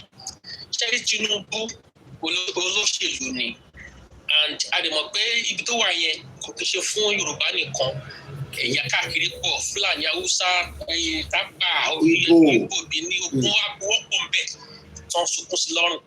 Now, tẹ́ bá rántí nígbà tí wọ́n ṣe reform nípa tax, ẹni pé rate tí wọ́n gbé sí yẹn, ó fẹ́ try láti máa ṣàwọn kankan, but gbogbo bí àwọn nọ́ọ̀tì, àwọn Haúsá, Fúlàní déètì pé láyé wọ́n bá fà wọ́n bá pò, but wọ́n bá bẹ̀rẹ̀ ṣe oníkan báyìí, ó ṣàgbà fún wọn, ó rí ìdíje díẹ̀ fún wọn, because ní north wọn ò ṣe kankan, wọ́n kàn máa ń dúró gba monthly allocation, federal allocation wọ́n fi ń ṣe. So tó bá fẹ́ gbé ìgbésẹ̀ kan tó lágbára jù, àwọn ará náà tí wọ́n máa dàlámù gan. So ibi tẹ́mi rò ní personal forum lélẹ́yìí pé bóyá tó bá ṣàṣìṣe ṣe tó máa fi wọ second term àṣìṣe wàá ṣe nǹkan tó tẹ́wàá fẹ́ gbọ̀ngbọ̀ngbọ̀n bí wọ́n báyìí sí nǹkan táwọn ti I don't want to know whether you are in support of the movement or not. Ilé ìrókò fẹ́ wá ṣe second term yẹn. I am 100%. Kí lè ṣe fún second term tó kú? Because agbọ́dọ̀ ní clarity tó fi ẹ mọ̀ pé àwọn kan ní olóṣèlú ni bẹ̀ṣẹ̀ sọ́ní sìn ondọ́gbọ́n kódà àwọn kan tẹ̀ ní kán lúwó máa fẹ́ kú ọlọ́bàbá yá dìde dáadáa. But second term yẹn táwọn èèyàn máa ń sọ second term yẹn kò yá wa kan. Kí ni reason tá a ṣe gbọ́dọ̀ dúró de second term àti pé kí ló fi wá ṣe gan ní second term? Ìgbà tẹ̀mí fi ní pé bóyá tó bá wọ second term yẹn ó lè wá ṣèfẹ́ ní ẹ̀dùnkọ́ ìgbà yẹn kò ní àbíṣe kọ̀ọ̀kan máa pé òun tó fẹ́ contest fún election mọ̀. Ìgbà tẹ̀mí tó fi nìyẹn. Torí àwọn ẹlòmíì wọ́n wà ní first time wọ́n máa fẹ́ máa pẹ́ láti jẹ́ kọ́ máa lè tún rí vote àwọn aráàlú òbí láti ṣe jẹ́ kó wọlé fún ẹlẹ́ẹ̀kejì. Lọ́mọdé sì ṣe wọlé fún ẹlẹ́ẹ̀kejì kò sí mẹ́rin mọ́ kò sí physically ẹni ẹ bá mi mute ẹni ẹ ń obstructive. So tó bá fi lè wọlé ẹlẹ́ẹ̀kejì. Ẹ tó wọlé ẹ bá wa mute ẹ dá tó wọlé bẹ́ẹ̀ yẹn bá wa mute. It's okay, mo understand. Ẹ mọ̀ fáwọn fóònù yẹn tẹ́ bá ti lo Samsung 25. Ìkọ́ tèmi bá ní. Now bí mo ṣe ń sọ lọ ìkọ́ tèmi bá ní èrò nìyẹn. Tó bá yẹ kó wọlé lẹ́lẹ́ẹ̀kejì ni ó lè wá ṣe ẹ̀kọ́ tá a fẹ́. Ọ̀pọ̀ ìkọ́ tí mo ṣe wá sódò gangan. Ìgbà tí mo rí àwọn fídíò yẹn tí mo ní báyìí ó bá mi ní jẹ́ púpọ̀. Torí Kwara ni mo ti kàwé. Ìgbà tí mo dẹ̀ wá nílọrin gbà yẹn mo mọ àwọn ọkọ̀ tó wà ń bẹ̀. Àwọn Fúlàní yẹn in fact wọ́n ti take over. Tẹ́ bá rí Yorùbá kan wọ́n máa ní blood Fúlàní ṣáàlì. Nǹkan tí mo tún wá notice bẹ́ẹ̀ nìyí àwọn local government tí wọ́n wà ní under emir Ìlọrin àwọn ilẹ̀ Yorùbá tó wà nígbà gbogbo àwọn agbègbè yẹn tó yẹ pé wọ́n ti fún wọn ní láwàní àti ọ̀pá kọ́ máa dé láwàní tí wọ́n gbà tó yẹ pé láyé Yorùbá tó yẹ pé wọ́n fi owó tí ẹ kó máa dé àdúgbò wọn dé ilé tí wọ́n wù yẹn wọ́n fún àdúgbò wọn ṣe wọ́n á fi àyè jẹ wọ́n torí pé wọ́n ṣì géèmù tó yóò bá láwọn pé wọ́n gbà fún oníṣòkòtò ní Fúlàní. So àwọn kìíní àwọn gbogbo àdúgbò yẹn yíya ń jẹ wọ́n gbọ́dọ̀ gbogbo bẹ̀ yẹn. So kí ló lè solve problem ìyá yẹn kí nìkan tó lè solve problem ẹ̀?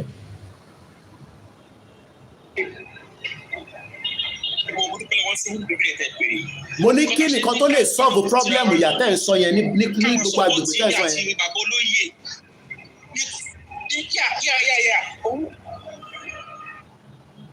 Kí ló lè solve problem yẹn ìyá táwọn èèyàn wá ń jẹ àwọn tó jẹ́ ọmọ Yorùbá ní Kwara yẹn tó gbà fún Sọ́tànà Sókótó. For now, nǹkan tó lè solve ẹ̀ nìyẹn o. Bẹ́ẹ̀ni tó bá káàbọ̀ padà wá sílẹ̀ sí south western region. Ṣé wọ́n káàbù wọn? Ṣé Tinubu lè káàbù wọn padà wá? Even if he goes for second term, ṣó lè káàbù wọn padà wá sí south west? So possible? Exactly. Ṣé rí kíní yẹn?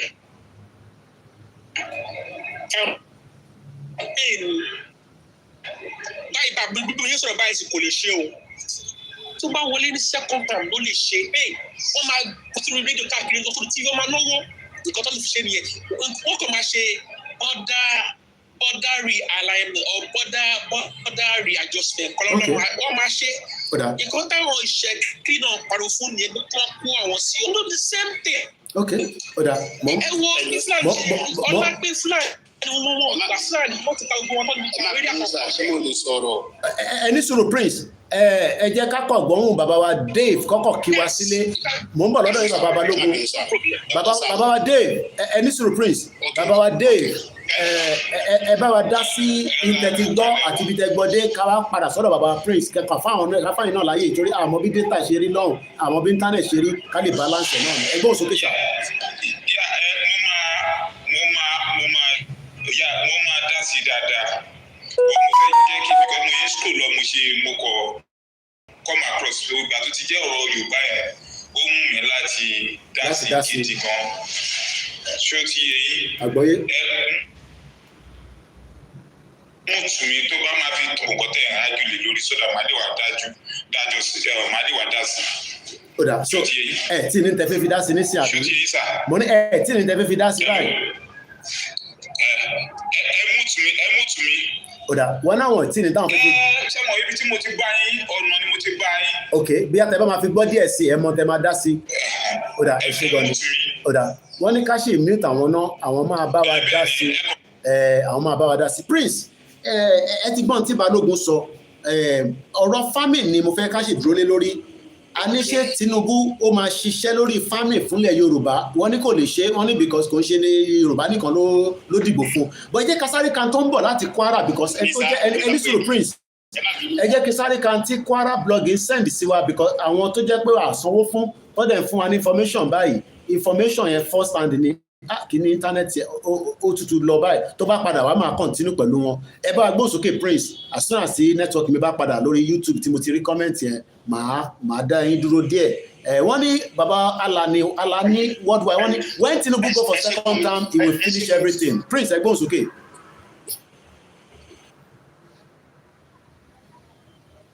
ẹ ṣe gan Mr. Koiki wọ́n sọ àwọn ọ̀rọ̀ kan tí èmi ò lè ẹ́fà accept reason ilé tí mo fi lè accept ní ó dìgbà tí Tinubu bá tó lọ sí second time kó tó lè rí tọmọ Yorùbá rò gbogbo wa wà láyé náà àdẹ̀kí sọmọdé ìgbà tí Buhari wà ń bẹ̀ ó focus lórí Fúlàní náà kò sẹ́nìbọ̀ tó fẹ́ lọ àṣẹ Nigeria president tó ní focus lórí ìran ẹ̀ tó bá yẹ pé lóòótọ́ lọ síbẹ̀ torí ọmọ Yorùbá ó máa focus lórí Yorùbá náà ó wò ní lọ síbẹ̀ kólókó lọ́jọ́ president kó máa pa àwọn ẹ̀kọ́ jẹ̀ dákẹ́ kó máa wò for what? Kí là ń sọ ọmọdé lè bí France láwà yìí mo sọ ìjáde nísìnyí mo lọ ra àgbàdo òòjọ́ tí mo jẹ òun mo fi wọlé for the first time àgbàdo tí n bá sí Nàìjíríà mi ṣọ́ọ̀bù àmọ̀jẹ̀ rágbàdo òòjọ́ jẹ so make sense ànílù òdàkọ wà ókè ẹdí mama ṣáìdì wọn you are doing rubbish it don't make any sense ìgbà táwa kéré Nàìjíríà ò rí báyẹn. Ọ̀dà Prince ẹni sùn torí pé network ti dá náà Kwara blogging sàn kankan níbi ìbà ọ̀rọ̀ yóò tún fẹ́ yé mi mọ́ wọ́n ní we are truly grateful that Kwara state is currently peaceful thanks to the effort of the state government ìyẹn gómìnà tibẹ̀ and security agency the situation is under control we pray that all other challenges we are facing will be resolved soon. Ṣé Ìlọrin yàtọ̀ sínú Kwara ni because ìgbómìnà yẹn yàtọ̀ Kwara blog kí ló ń ṣẹlẹ̀ ní gbogbo axis yẹn yes ibìkan lè wà okay but àwọn news tó ń jáde láwọn ibìkan ní Kwara yẹn ṣe ló dàbí pé wọ́n ní ó ń le èmi kan mo sọ àná lánàá tẹ́ bá lọ wo Sahara Reporter fídíò kan jáde kódà fídíò yẹn ni wọ́n flag down lórí TikTok wa láàárọ̀ yìí pé mo sọ pé wọ́n pààyàn 3 ní Kwara State maybe Kwara dẹ̀ ti wá calm mo kí bàbá wa Lamidi Mr. Ademola ni they are even guessing maybe Tinubu will favour Yoruba wọ́n ní wọ́n guessing ni so kò likely pé Tinubu lè favour ọ̀gán tó bá di second term. Now let's come back to the reality. What is the reality? The farmers in the southwest won't struggle day in day out in the last 25 years. And I'm not capping Tinubu now, I'm not capping Buhari, I'm saying from 1999 till date. And the reason are there, Taba Lowo track record Southwest. Nǹkan mélòó ni a export from the produce tó ń jáde nínú ilẹ̀ lọ sí America, Canada, Europe, Asia, Africa. Yes, àwọn kọ̀ọ̀kan jáde àlèparọ́. But we're talking about the capacity now, the tone of what we should expect. Ṣé bó jẹ́ kó máa grow lọ sí ni? Ṣó ń grow sí ni àbó decline in the last 25 years? Ẹni tó wà ní famine ní 1999, ṣé wọ́n ṣì maintain famine yẹn títí dìsín? Àwọn tó join famine ní 5 years after, ṣé wọ́n ṣì ń ṣoko yẹn àbí wọ́n ti exit? Àwọn tó join after 10 years títí di wákàtí. Now that we are saying that we have a Yoruba president, because a Yoruba president indirectly, but it's also working as a Nigeria president. Why is it proving difficult to support the governors to encourage financial support for the farmers in the Southwest, to encourage good road network out of the farm, and the most importantly, to make sure that our farmers can go into the farm and come back out alive, quote and unquote, in the last 3 years, because Ijoba Inisin Atiwa need the 3rd year. Yeah, it's Inisin. You cannot talk about anything Tinubu is going to do right now. He's going to travel for medical, he's going to go to Japan, Brazil, and tell us everything is fine, but we know that is all lie. Next year will be campaign for election. There's nothing going to happen in 2027. Election is about February. The question now is, for those of us that believe in the exit of Nigeria, what needs to be done now? One Igbomina land is different from Ilorin, Eshegon, for the correction. Let's hear from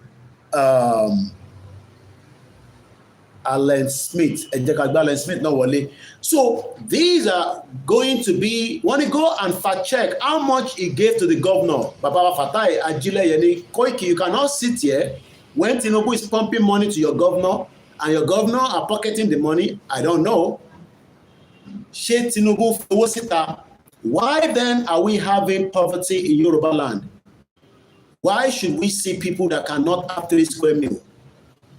Why? So far, Mr. David Batty, I can hear from you. If not, I go straight to Dr. Alan Kagbon. That one of you saw. Dr. Alan. Hello, Mr. Koiki. Ọ̀bẹ̀lẹ́dùmarè ló ń tó kò ń ṣe mi. Ọgbọ́n mi ò lè tó. Àfẹ́yìn tẹ́tí wọlé bá ẹ̀yìn ní dọ́kọ̀ lẹ́gbẹ̀ẹ́ ẹ kàwé dáadáa. Ṣé rí gbólóhùn kan tí mo kàn fẹ́ ká mọ̀ ní wípé ṣé rí mi ò oppose Odua nation. Okay. And bí United Kingdom mò ń gbé ọmọ Yorùbá àtàtà èdè tá à ń sọ ni mo fi qualify o but ọmọ Odua ni mí Odua nation. Ṣé rí àwọn kan tá à ń sọ ẹ jẹ́ ká jókòó ká ro kíní ìjìnlẹ̀. Okay. Nigeria is a sovereign nation. There's no doubt about it. Kí president kàn dé declare nípa pé kí ẹ̀yà kan máa lọ ẹni tó máa ṣá ní búlẹ̀tì nípa kan ti wà lẹ́yìn ẹ̀. Kì í ṣe orí Yorùbá nìkan ló ti ń jọba. Ẹ má jẹ́ ká fi ojú ìjọ̀hún wò níbi tí ọba kan ti pàṣẹ wà. Constitution ló ń govern wọn. Ló ń govern wa ní Nàìjíríà. And anything tí president bá máa ṣe ó ń láti pass straight through Senate àti House of Assembly whatever any kó tó di wípé anything ṣe. Ẹlẹ́yàmẹ̀yà ló ní Nàìjíríà. Fact kan ni mo fẹ́ ká mọ̀ ní pé ọmọ Yorùbá àtàtà ọmọ Oòduà ni President Bola Ahmed Tinubu. I'm not a politician. No, you don't need to defend the go straight to the point. There's no need to defend that. All right. Jerry, nǹkan tèmi fẹ́ fàyọ ni wípé kò easy rárá láti jẹ́ wípé kí orílẹ̀-èdè kan kí ààrẹ orílẹ̀-èdè kan kó dẹ̀ pín orílẹ̀-èdè Nàìjíríà kó wà ní gbèsè. Ọ̀kíní kan tí mo jókòó tí mo mọ̀ ni wípé President Bola Ahmed Tinubu ó ti fi àyè lẹ̀ fún àwọn gómìnà wa. Àwọn èèyàn wa ló ní ìjẹkújẹ.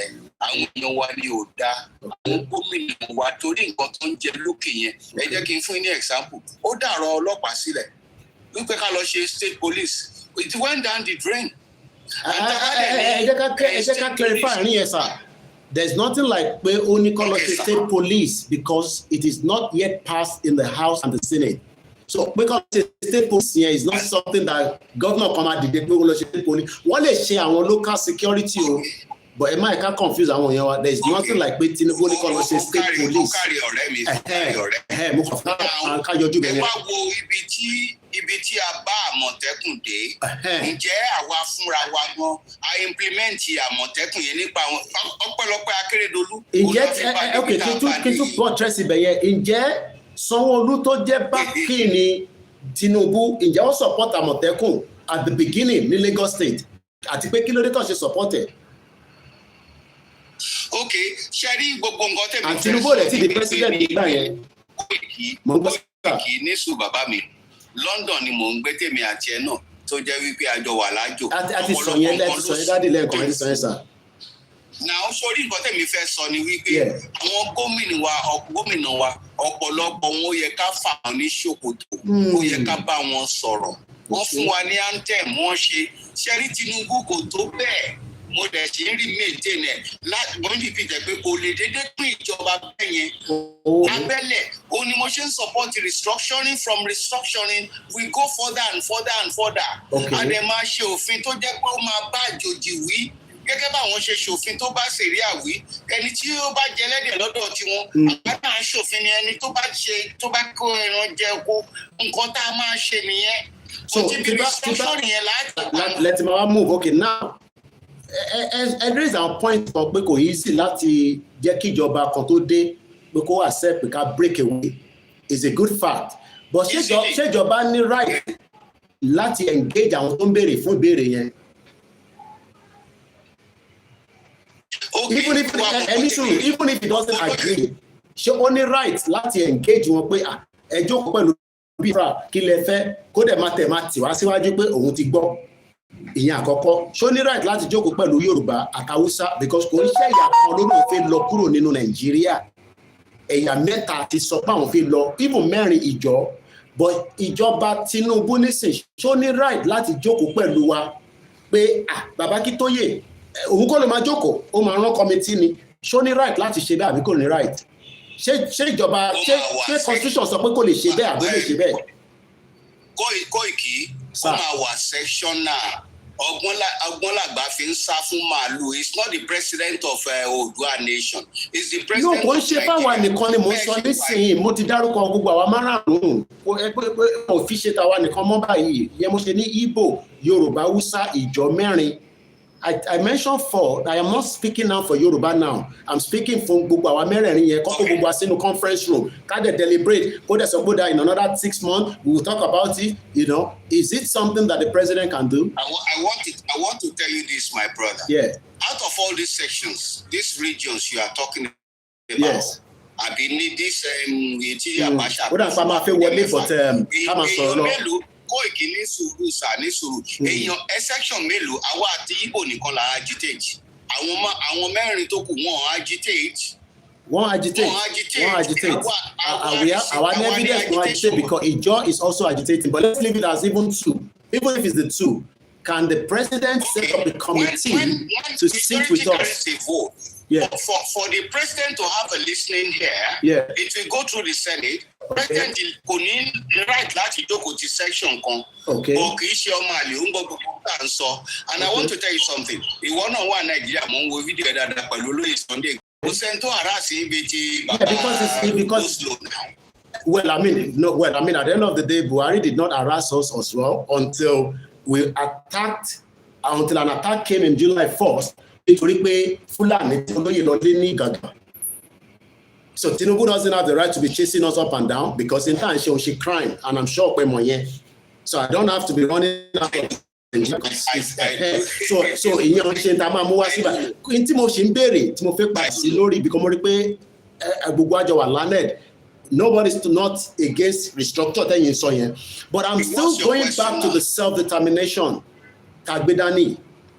There's a campaign that has been going on before Baba Akíntóyè. I'm very sure everybody is aware of that. Kò ń ṣe Baba Akíntóyè ló bẹ̀rẹ̀ a máa pín Nàìjíríà. But the fact is that Tinubu, just like Buhari, has not responded to a letter. And there's something where he respond. Now, Tinubu ò bá wá respond to that letter as an example. Mo fẹ́ bí ní kankan by 2035. Yes, lórí ètò lánàá yìí mo fẹ́ bí ẹ̀dẹ̀ wá padà gbọ́ àbẹ́ gbọ́. Níbo ni expectation ní pé ilẹ̀ Oòduà, ilẹ̀ Káàárọ̀ Oòjíire by 2035, 10 years from now, níbo ló yẹ kó wà? Where should we expect it to be? In a regional or a full autonomous independent country? Of course, we are expecting gẹ́gẹ́ bí ọmọ Oòduà àtàtà autonomous country ni. But okay. A nation. So how do we get it? Is what you are saying now? Hang on, Koiki. Yeah. A marriage solidify for 100 years. We take a little bit of time to dissolve. I have to be fair with you. Okay, so again, para sorry point here. So any suru, mo like point they bring here because okay, mo sorry, the marriage was solidified for 100 years, and it will also take some time to dissolve it. How much time do we have? Can Tinubu do it within that 4 years? That's only saying if he returns back, because if he does not do it in the next 4 years, Inati will be in danger. I'm sure you are aware of that. Koiki, I want to tell you something. Koiki, talk about me down. Do you know? Tinubu is a politician. Okay. And most of them not be politics in okay. Hopefully, gbogbo tó ti ṣe nígbà ọ̀rọ̀ June 12 tó ti di wípé wọ́n fara wọn lẹ́pọ̀n wọn ṣe. I'm looking towards the second time. But àwọn tá a bá yàn sípò tó bá ń jù sí wọn jọ fẹ́ hàn. Tinubu are dey claim pé kò gbọ́ gbogbo nǹkan tí ẹ̀ ń ṣe pápá ìwọ Koiki you are the media. ní kan gbọ́ tí tẹ́yọ̀tọ̀ ní bá ti gbọ́ ní Orisa kábíyèsí Tinubu náà máa ti gbọ́. Okay, all right. Kó má jẹ́ pé mi nìkan ni mò ń takù intent bá mi sọ èmi ti bí ní àwọn kankan bọ̀ mo ti wà satisfied. Ẹ jẹ́ kí n padà sọ́dọ̀ bàbá wa Prince. Àwọn èèyàn ti ń dá sí nǹkan tẹ́ ń sọ. Wọ́n ní bàbá please answer the question. Àwọn èèyàn ní ẹ̀ dáhùn question ni mi bí àmọ́ òde jẹ́ kẹ́ dance ní jẹ́ fọ̀rọ̀ sílẹ̀. The question is okay ká lè tètè gbọ́ yín torí mo fẹ́ mọ̀ pé n tó mówó wọlé gangan nìyẹn. The question is 4 years can Tinubu deliver what these people this restructure should they share in the next 4 years of his government? He can, and I believe he will. Okay, so you are very sure of that? I'm very, very sure. Ṣòro ló lóṣèlú ni ó fọ́n fẹ́ ṣọdún mẹ́rin tó kù. Kò sẹ́ni tó fẹ́ tọwọ́ bọ ọlá tí ò ní fẹ́ ṣe. But torí àìyànnu yín, pápá ìwọ àti olóyè tí ó ti yé yín. Sẹ́yìn ọ̀dọ́ tẹ̀ ń ṣe ni. Nípa ìyànnu yín, Ọlọ́run ní jẹ́ kẹ́ rí wàhálà. Nírí ìjọba DSS. Mo believe pé with persistence he will do it before he leaves there. Okay, maybe somebody ẹ ṣe lè gba bí a question méjì lọ́tọ̀ tó wà lórí platform kí tó lọ sà. Mo mọ̀ kẹ́lẹ́ ọ̀dà Prince ẹ ní opportunity láti béèrè lọ́wọ́ Dr. Allen. Like I said, we have intellectual now. Bí a torí mo búyàn mọ́ ni àwọn èèyàn tí ń wọlé dáadáa nísìnyí. Prince ẹ bá wa bí ìbéèrè kan péré. Bẹ́ẹ̀ méjì náà ni lọ́wọ́ dókítà torí dókítà wà lẹ́nu iṣẹ́ kí ọmọdé lọ ṣe oògùn fáwọn èèyàn mú ẹ bá sáré bí wọ́n ní question ká wá lọ sọ́dọ̀ Mr. Balogun. Ọ̀ya Prince ẹgbẹ́ òsókè. Ra dókítà. Yes sir. Àlàáfíà lẹ wà o. Àlàáfíà ni. Nǹkan tí mi rí nípa ọ̀rọ̀ tẹ́ sọ tí mi kò fẹ́ béèrè lọ́wọ́ yín ni pé báwo lẹ́yìn ṣe àṣùọ̀ báwo lẹ ṣe lè àṣùọ̀ wa pé nǹkan tẹ́ sọ yẹn pé ẹ̀bìlì ìwò lè ṣe nǹkan báyìí pé kó máa ṣe. Ẹ ṣe iṣẹ́ rí tá a bá ń sọ̀rọ̀ nípa olóṣèlú ẹ jẹ́ ká wo rẹ́kọ̀dù wọn. Tí ẹ bá sọ fún mi pé ṣé olóyè Sunday Igboho lè gba mẹ̀kúnnù lẹ́la lọ́wọ́ ẹni tí ó ń jẹ́ níyà máa sọ pé bẹ́ẹ̀ ni because ìwà olóyè Sunday ni because olóyè Sunday Igboho lack anything. Ó dẹ̀ dìde fún mẹ̀kúnnù. Bẹ́ẹ̀ náà ni Bọ́lá Ahmed Tinubu a wo rẹ́kọ̀dù wọn. Èmi tí mò ń sọ̀rọ̀ yìí I'm in my late 60. Mo dẹ̀ rí àwọn nǹkan tó ṣẹlẹ̀ nígbà tí nàdẹ́kò àwọn èèyàn wọ̀nyí wọ́n lè gbẹ̀gún jẹ wọ́n lè gbẹ̀gún. Prince ẹ jẹ́ kọ́ land kẹ́ tó ṣe follow up question. Àwọn track records tí Bọ́lá Ahmed Tinubu tó ṣe nípa ìran Yorùbá nígbà tí wọ́n fẹ́ fi ọwọ́ ọlá gbani lójú onímọ̀wò ẹ wọ àwọn bàbá kan General ní Akíndé ẹ̀wọ̀n bàbá Ìjẹ̀bú tọ́jú Afẹ́nifẹ́re original nígbà tí wọ́n ti gbàbọ̀dé àwọn yẹn là ń wò tó bá jẹ́ wípé wọ́n jìjàǹgbara nígbà yẹn pé kán máa yàn wá jẹ nígbà tí MKO kí ló wà lórí àlééfà sí tí ò lè rántí ìran ẹ̀ òun lèmi ṣe believe nínú ẹ̀ because àwọn náà jápa ni nígbà tó lójú ogun wọ́n dẹ̀ ṣe sọ̀rọ̀ níta òun ló jẹ́ kí mi believe wípé kò gbàgbé ìran ẹ̀ but gbangba ìgbẹ̀yìn láláyò ta òun lèmi ṣe believe bẹ́ẹ̀.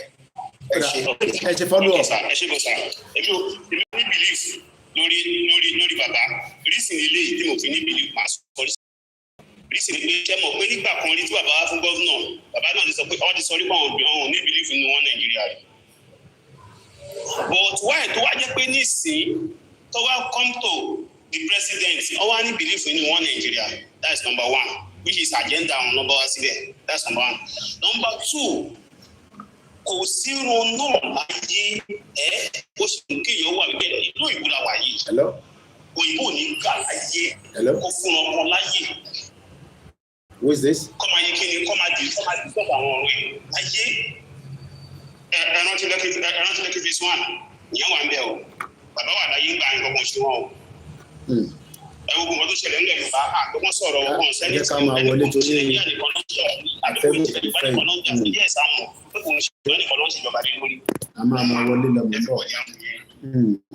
Kò sí nǹkan tó gbọ́dọ̀ ṣẹlẹ̀ nílẹ̀ Yorùbá tó ní tẹ́pẹ́ èmi ò rí nǹkan kan tó ṣe tó wà successful fún Yorùbá. That is it. Ó dà, ẹ jẹ́ ká gbọ́ látọ̀dọ̀ Mr. Balógun, ẹ̀yin náà láǹfààní láti béèrè kíákíá. Ẹ ṣe rí òṣèlú ó yàtọ̀ sí bá ṣe ń wò, ṣé bàbá mi kò kí ń gbọ́ mi. Loud and clear, à ń gbọ́ yín. Ṣé rí òṣèlú ó yàtọ̀, kò sí ẹni tí ó jẹ́ olóṣèlú bí ìgbà tí ẹni tó fẹ́ láti kàwé tó bá wà ní secondary school ẹnìyàn á fẹ́ dé PhD level ni ṣó ti yé yín. Ṣé rí Bọ́lá Ahmed ti débẹ̀. Èmi ò sọ wípé bóyá gbà tó débẹ̀ wípé bóyá kò ní ìran ẹ̀ nínú. Bó tẹ́ bá wo àwọn nǹkan míì tá à ń blame, ṣé gbogbo nǹkan la máa ń blame federal sí?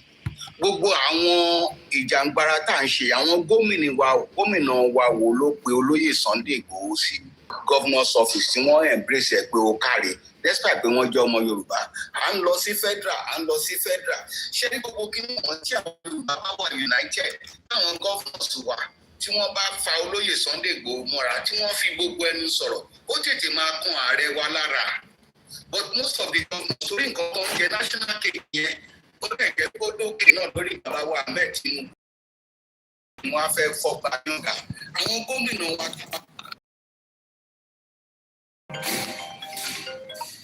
Mo wà lórí program lẹ́jẹ̀ pé padà ẹ̀gbọ́n mi comrade máa pè padà. Ṣé ó ti yé yín? Ohun kan tẹ̀mí jókòó tí mo rò nìyẹn. Olóṣèlú làwọn pípù yìí. Sunday Igboho àti bàbá wa Koiki wọn ní nǹkan kan ṣe ní olóṣèlú.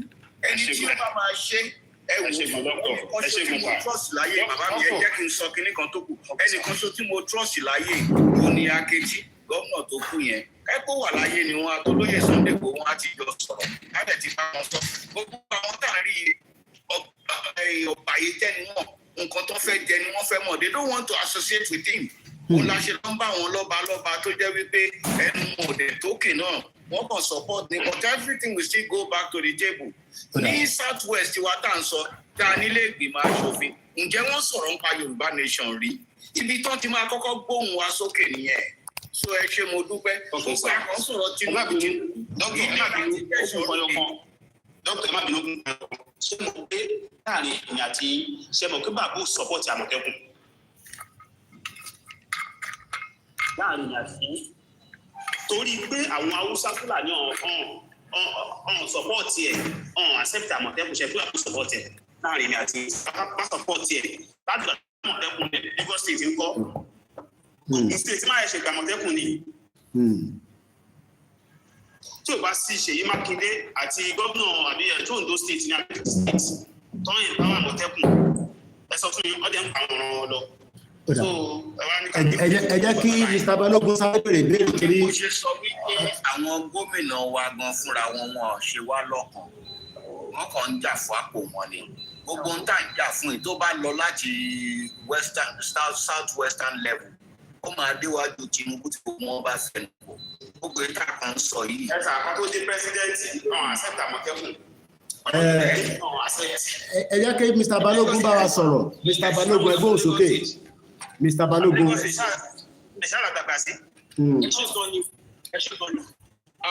Ṣẹ́rí ẹ̀yin Mr. Prince ẹ̀yin tó bá ń sọ̀rọ̀ nípa àwọn kankan wà tó yẹ pé tí wọ́n bá fẹ́ ṣe a máa rántí pé tí má ṣe kinní yìí ó máa díwọ́ ambition mi lọ́wọ́ o fún ọ̀rọ̀ Lagos ní òfin ti Àmọ̀tẹ́kùn tí Tinubu kọ̀ọ̀kan báyẹn tó dákẹ́ ìyẹn kó tó fà á tó fi dákẹ́ gbà yẹn ni ó ní ambition because wọ́n ń tẹ̀ láti ṣe pé àmọ́gùn àwọn fúlàní jẹ́ pé wọn ò fẹ́ gbéjọba lè fún bàbá gan wọ́n máa di ẹ mú ẹ ṣàmọ gbogbo kan tó fojú ẹ̀rí kó ló di pé ó ṣàfagídí gba tíkẹ́ẹ̀tì wí nígbà nímìnàwó lára àwọn nǹkan tó fà á nìyẹn títí ó ṣe ń ṣe nígbà pé dídìrì ni kò fẹ́ dásìkò kan ṣe gẹ́ẹ̀tì nǹkan tó ṣe yẹn fún nǹkan tó náà fẹ́ gé ní fún tààrà ẹ̀ ní that one is attractive now nípa títí ọ̀rọ̀ sí kò sẹ́ni bọ̀dì tí kò hùn ká ní bí àìlùpà Oòduà nation wa ká nílùú wa fúnra wa wọ́n á di pé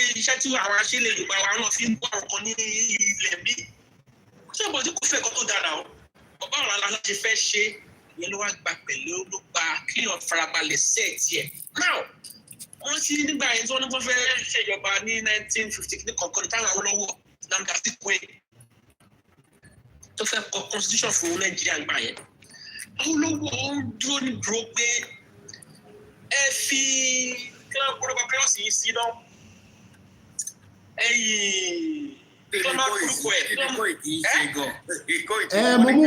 mo wọlé ní ṣẹ́yìn náà mọ bó ṣe lọ tó tutù bá dé ṣẹ́yìn mọ̀ tẹ́ máa ṣe ṣé tó tutù bá dé ẹni wọ jákẹ́ẹ̀tì dókítà àbẹ́ máa gún láyé lábẹ́rẹ́ ni mo wọnú lé ní nígbà tàbẹ́gùn yẹn lẹ́tọ̀ fẹ́ pọ̀ díẹ̀ mo wọnú lé ní so mo dẹ̀ ṣe ń sẹ́ẹ̀tì gbogbo ẹ̀ padà ní ó dà mo ń gbọ́ yín bàbá wa. ìgbà yẹn tí mo bí mo yẹ sọ yẹn ṣé à ń gbọ́ mi. à ń gbọ́ yín. àwọn ọmọ ìjà ìgbà yẹn ni wọ́n fi referendum sí the constitution ni pé because of course everybody lè ní right láti pé wọ́n ṣe é ṣe mọ́. ó lè dá dúró àwọn sì kí wọn lọ́wọ́ papọ̀ báwọn náà tí wọ́n yọ kíní yẹn. so báyìí sí o ti wá di ogún tó ti di wàhálà. àti fẹ́ ṣe é sì ni bí aká bá àwọn tó fẹ́ wọlé àwọn tó wà ní Prince wọ́n ṣe bíìlì kí wọ́n fi clause yẹn padà sínú constitution padà. mo fẹ́ béèrè lọ́wọ́ dókítà. Dókítà mo fẹ́ bí ní ìbéèrè kan. Nobody knows what can happen in 2027. Tí Tinubu bá lose election 2027 kí ló máa ṣẹlẹ̀? Kóìkì sórí jẹ́ kí n sọ fáàtì kan fún ẹ ọ̀nà méjìlá lè fi kúrò ní Nàìjíríà ọ̀nà méjìlá lè fi kúrò Nàìjíríà ìsáyédà ká fi agídí ṣe. àwọn ọ̀rẹ́ fẹ́ fagídí ṣe àfẹ́ tàjẹ̀ sílẹ̀. tẹ́ ẹ bá fẹ́ jàjẹ̀ sílẹ̀ ẹ jẹ́ ká jà fún regional wàyàwá lè ṣòfin bó ṣe wà níjọ́ òun. ìbéèrè tí mo béèrè yẹn ti àkọ́ ìṣẹ̀ mo ní tí Tinubu bá lose election 2027 kí ló máa ṣẹlẹ̀. And I put it to you, October lose, how do we go about it with your own suggestion? Is it not possible now to stop it? What I think campaign is saying for the dissolution. How do we stop it? A letter was sent to Tinubu. I'm sure we will send copy of it. And they refuse to acknowledge. He refused to acknowledge that letter. The letter has details how to dissolve the union. The letter has detail how to dissolve this union. He needs to get in touch with the UK, the United Nations, which are the two priorities. Anyway, America is just on the side. If we go through the House of Assembly, he can't. If he goes, but he has not even done that. He will go through the parliament. But he has not even done that right now. He has not done that. So if eventually he loses the election, then that means in time he bere fún kò ní wá sáyé.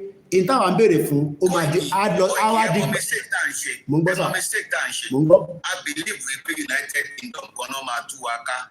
It's a sovereign nation. I am not saying United Kingdom. Nobody has ever said the UK would dissolve Nigeria. Nobody and ever. I have said that the UK was involved in the creating of Nigeria.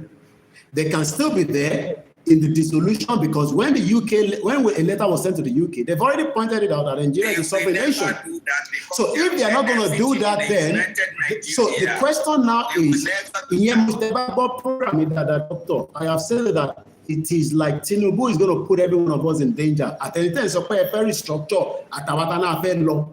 It's better we resolve it now before it gets to 2027 because nobody knows, quote and unquote. I know that Tinubu can rig himself back. But if he rig himself, if he any suicide, the professor, yes. Okay. If Tinubu, I am giving back the feedback. What I'm saying is that we have two things on the table right now. The option for Tinubu to dialogue, and through Senate at the House. Why is he not putting that to the Senate? I will confess this off Nigeria. Let's start debating it. As a Yoruba nation or Odua nation, are we united? Are your governors with you? Are these things, hang on. Are these things being passed through the local House of Assembly? Has it been resolved in House of Assembly? On the state level. Forum? Have they discussed it? On the state level, right? Have they discussed it in your governors forum? Have they discussed this in your governors forum? Okay. Has it passed through your local House of Assemblies? Okay. It's never gone through that. It is then, how can we go about it? Okay. But you want to get through the federal level, Tinubu cannot dictate to the House of Assembly. He can't just pass any bill. It has to come from somewhere. Where are your governors? Are we united? Where are your local House of Assemblies? Have they gone through it to unanimously agreed that, our Yoruba fellow? From there, a combined letter will go through to Tinubu. They are not anything Yorubas. Okay. One can say represent the state. Okay. It's just a clueless guy. Okay.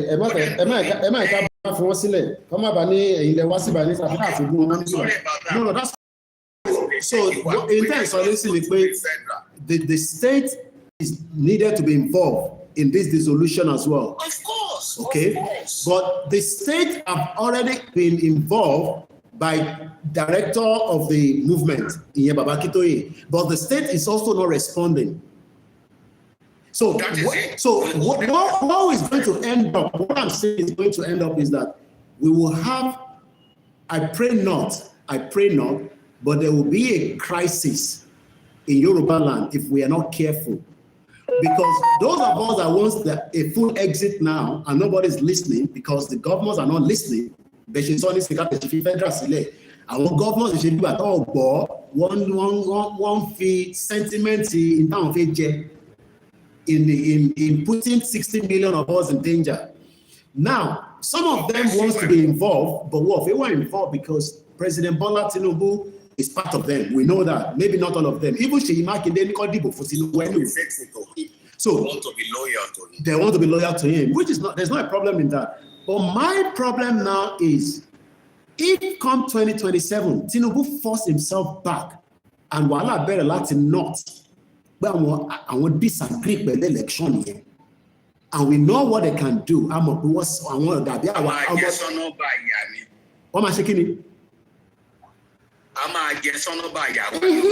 So this is where we are worried. This is my worried. I line there. This is my worried now because the one that we did in 20 about Tinubu wọlé náà ta sọ fáwọn èèyàn máa dìbò wọ́n ní Koiki ìbára lè ṣe máa sọ pé káwọn èèyàn máa lọ dìbò fún Tinubu ṣọmọ Yorùbá lẹ́yìn ṣá kò dábẹ́ nǹkan kan. We were attacked continuously.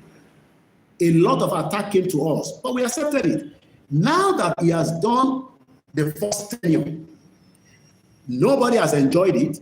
Nigeria has been destroyed, not Tinubu destroyed it. It destroyed Kutode, but he won it. Now the question is, he's going to rig himself back. Tinubu Marigare, see no doubt about it. I have said that already. But is he going to put us in danger? The answer is yes. And if he's going to put us in danger, are we going to have a stable Nigeria? Tafefiga regional àti Tafefiga Yorùbá nation jáde. Ṣé kò ní mú bloodshed wá fún gbogbo àwọn èèyàn wa? Àwọn tí wọ́n mọ̀ kankan nípa àtẹni tó fẹ́ dásà, àtẹni tó dásà, àtẹni tó fẹ́ Yorùbá nation, Oòduà Republic, àtẹni tó fẹ́ regional. Because it seems that Tinubu now is like our obstacle láàrin gbogbo interfaith.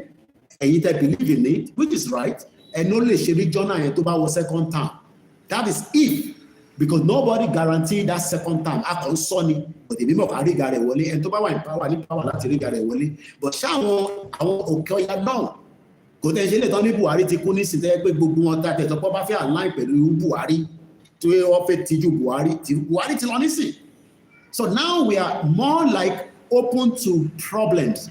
Gbogbo àlàngbọ̀n tẹ́rùfà ń sọ pé election 2027 will not be like the one tó ṣe tẹ́lẹ̀. This is where the problem is.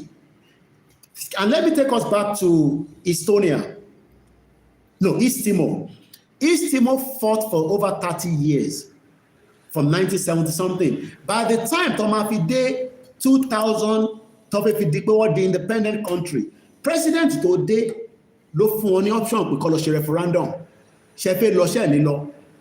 We know that each country is different, but they had a referendum within 650 days to débẹ̀ lọ fún wọn ní referendum. So gbogbo pé Tinubu ò lè fún wa ní referendum, ó máa lọ ṣe kíní yẹn. I don't believe in it. I think it's just that we are trying to be sentimental with Tinubu, and then we are also going to be in danger. Ọ̀nà méjì ni wọ́n ní ẹ̀yin ọ̀yọ́ ẹ̀mọ̀ pé mi ò kàwé dáadáa, ẹni you can't eat your cake and shake kíní kan ni ọ̀rọ̀ tó wà nílẹ̀ nísìn. So it's like pé Tinubu ni òun ni problem tá à ń face nísìn pé tó dáa fẹ́ gba country a dẹ̀ fẹ́ gba regional. If Tinubu fails to give what we want now and sit on the round table, then everybody knows this. We are all sitting on a keg of a gunpowder that can explode on every one of us, and it will be chaos. And if Nigeria goes through that direction of Yugoslavia, now,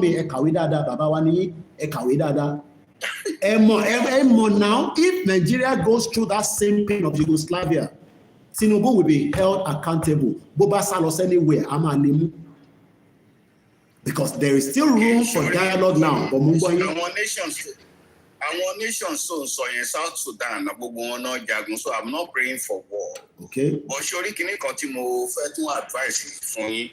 Gẹ́gẹ́ bí what we just focus on our mẹ̀kúnnù báyìí. Kóìkì ẹ ti lọ sọ́dọ̀ àwọn lọ́balọ́ba. Bẹ́ẹ̀ni sà. Wọ́n láwọn gbọ́ wọ́n láwọn. Ẹ try kẹ́ gbìyànjú láti dọ́dọ̀ àwọn gómìnà. Okay. Ẹ try láti dọ́dọ̀ àwọn yes. No, màá ṣàlàyé fún wọn. Wọ́n gbọ́ mi náà, àwọn wáyé ṣe ń gbọ́ yìí. Mo ṣe sọ síbẹ̀. Ó mọ orísìí tí mo ṣe sọ síbẹ̀. Láì jẹ́ pa pé tá a bá sọ pé ní kí ni restructuring àbí regional tàwùsà bá débẹ̀ wọ́n á dàrú. A ṣe wà lórí the same page. Ó máa reverse constitution. Maybe constitution ni. But sórí nǹkan tẹ́mi try láti sọ ni wípé kó tó di wípé Tinubu parí ẹ try kẹ́ embrace àwọn gómìnà wa ló ń da kíní ìlú torí loyalty sí national cake. Àwọn ọba wa ẹ̀ ń lọ síbẹ̀ lóòótọ́ but àwọn ọba wa ò rí nǹkan kan sọ ẹ jókòó kẹ́ ẹ ṣe fẹ́ mọ bẹ́ẹ̀ ṣe fẹ́ it could be governors forum ẹ ní ẹnìkan tẹ́ máa lọ rí tó jẹ́ wípé ó máa allow yín láti bá wọn sọ̀rọ̀. From there state assemblies wọ́n máa dá sí àwọn nǹkan ọ̀nà tá a lè gbà ní sórí tán bá wá fún wa ní regional tán bá láwọn ò ṣe mọ́ àwa máa takú nípa àlọ́ mọ́ but ṣẹ́rí lọ́balọ́ba mo agree but ṣẹ́rí àwọn ọba wa wọ́n ti relegate wọn Kóìkì. Wọ́n ti relegate wọn they are paid under local government àwọn tó jẹ́ first class ní gómìnà ń sanwó fún àwọn yẹn mo believe ní kábíyèsí o but nǹkan tó ti ṣe wọ́n olóṣèlú ti dan. Britain náà ni ẹ mọ̀ yẹn náà a mọ̀ pé Britain ló ṣiṣẹ́ yẹn òun ló yọ agbára kúrò lọ́wọ́ àwọn ọba wa. ẹ jẹ́ ká rápálá Kóìkì ẹ jẹ́ ká rápálá wọ governors forum.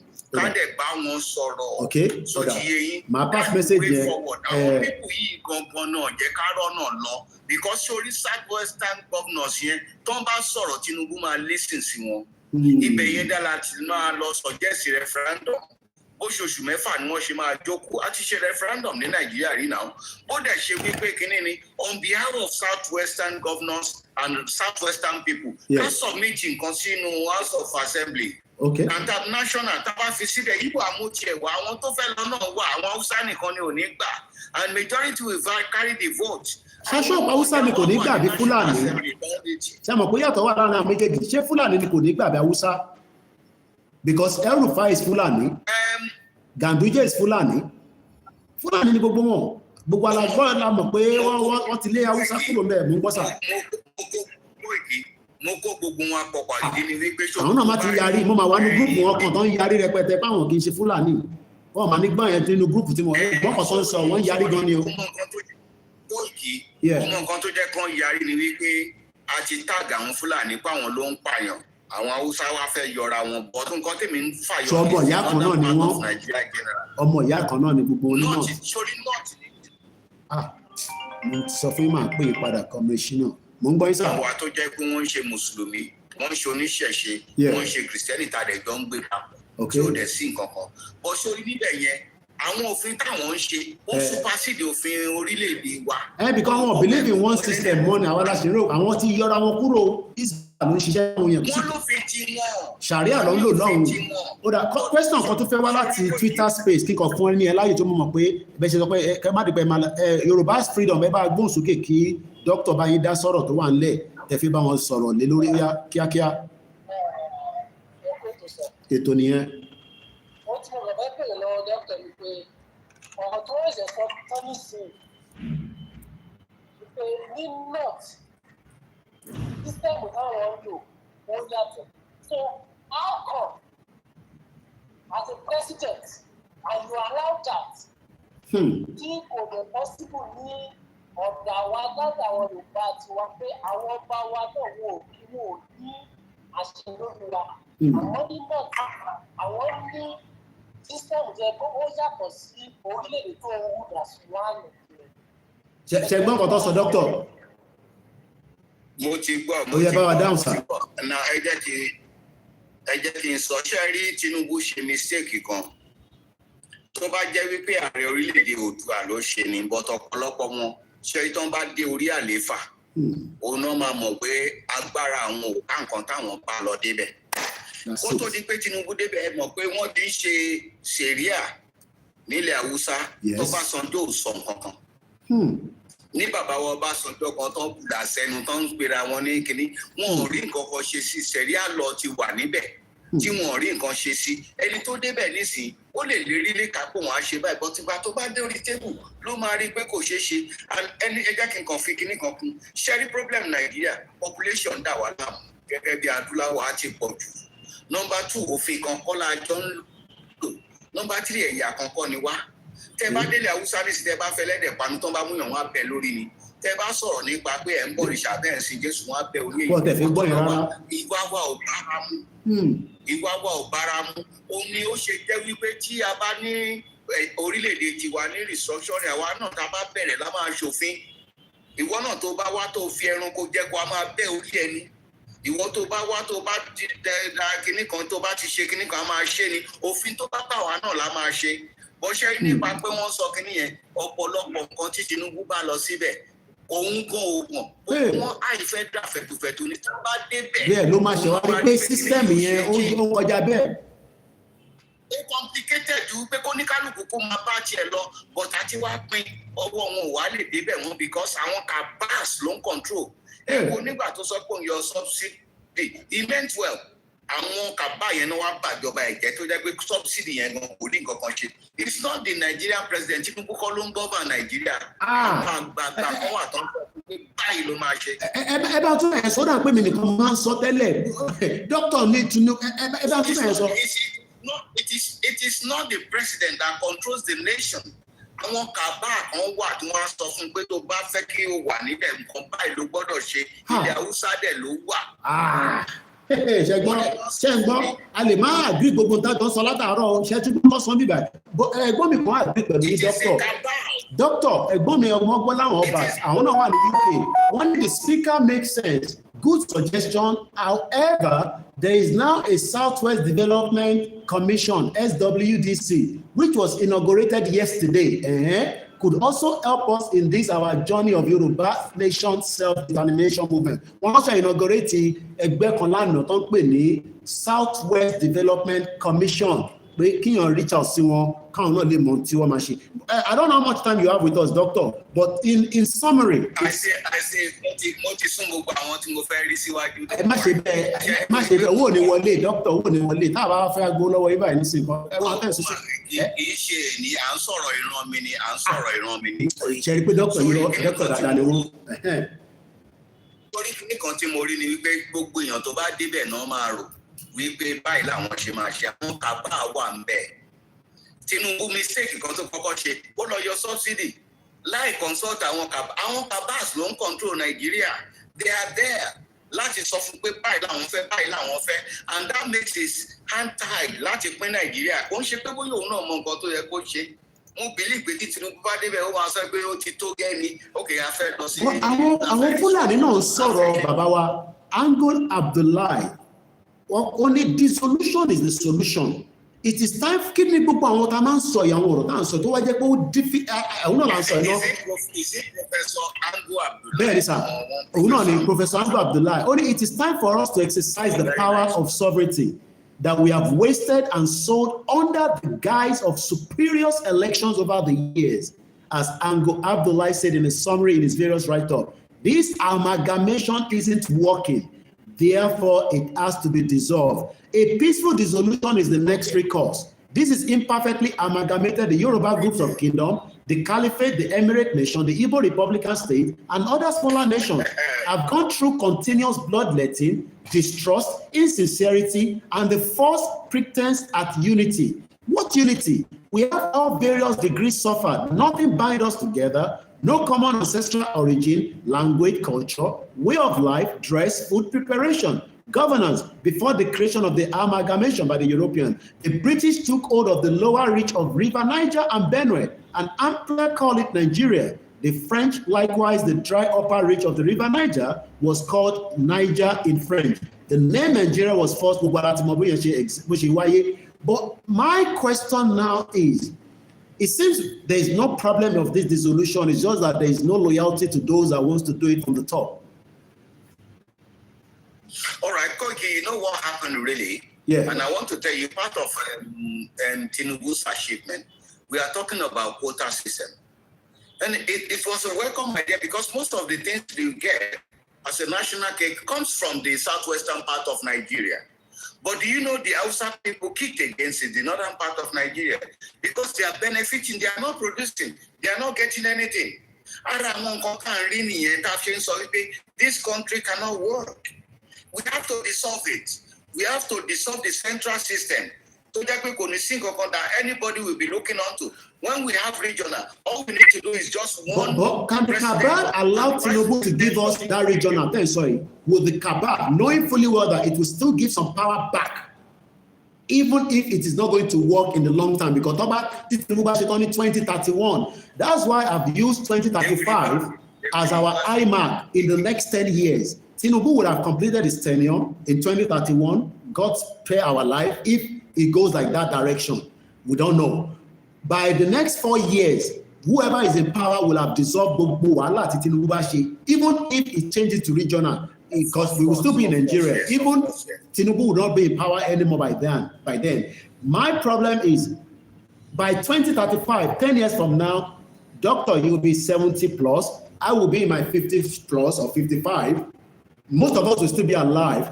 But are we going to be experiencing the same problem we're experiencing today? Even if all your changes that you want, which will have given us a full break, because like motor that one anything, Tony breaking. That's a pastor to the only Buhari drive, police steering, vision, according to him.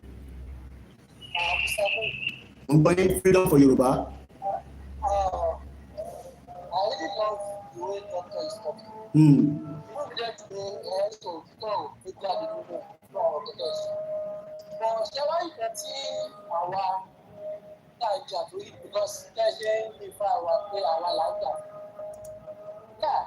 Doctor don't jà fún, but in that one jà fún kò fẹ́ yàtọ̀ díẹ̀ ni, but all believe in the dissolution.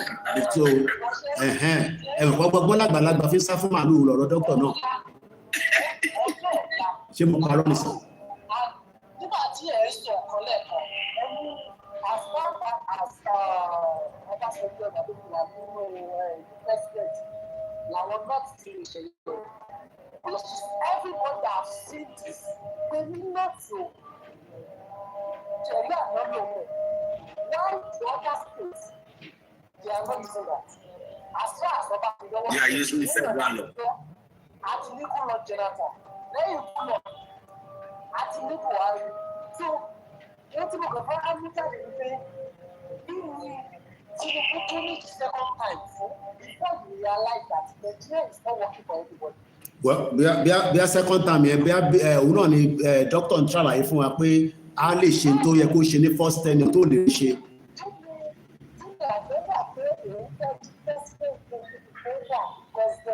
first time too.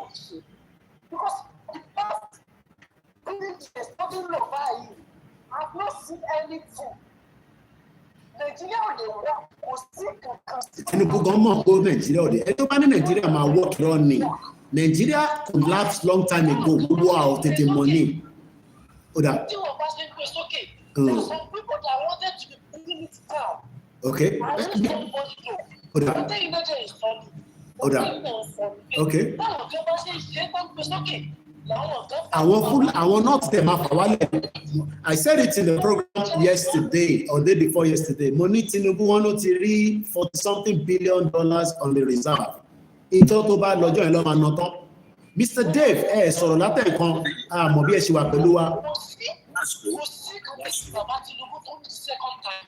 What he needs now is to just divide this country, let everybody go peace.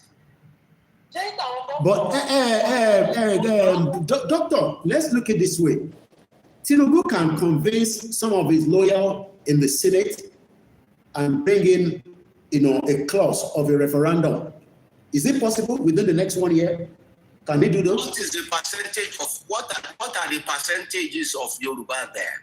I am not talking about Yoruba now. I'm talking about those in the southeast. Some southeast here, not sure what they say. Toba Sunday.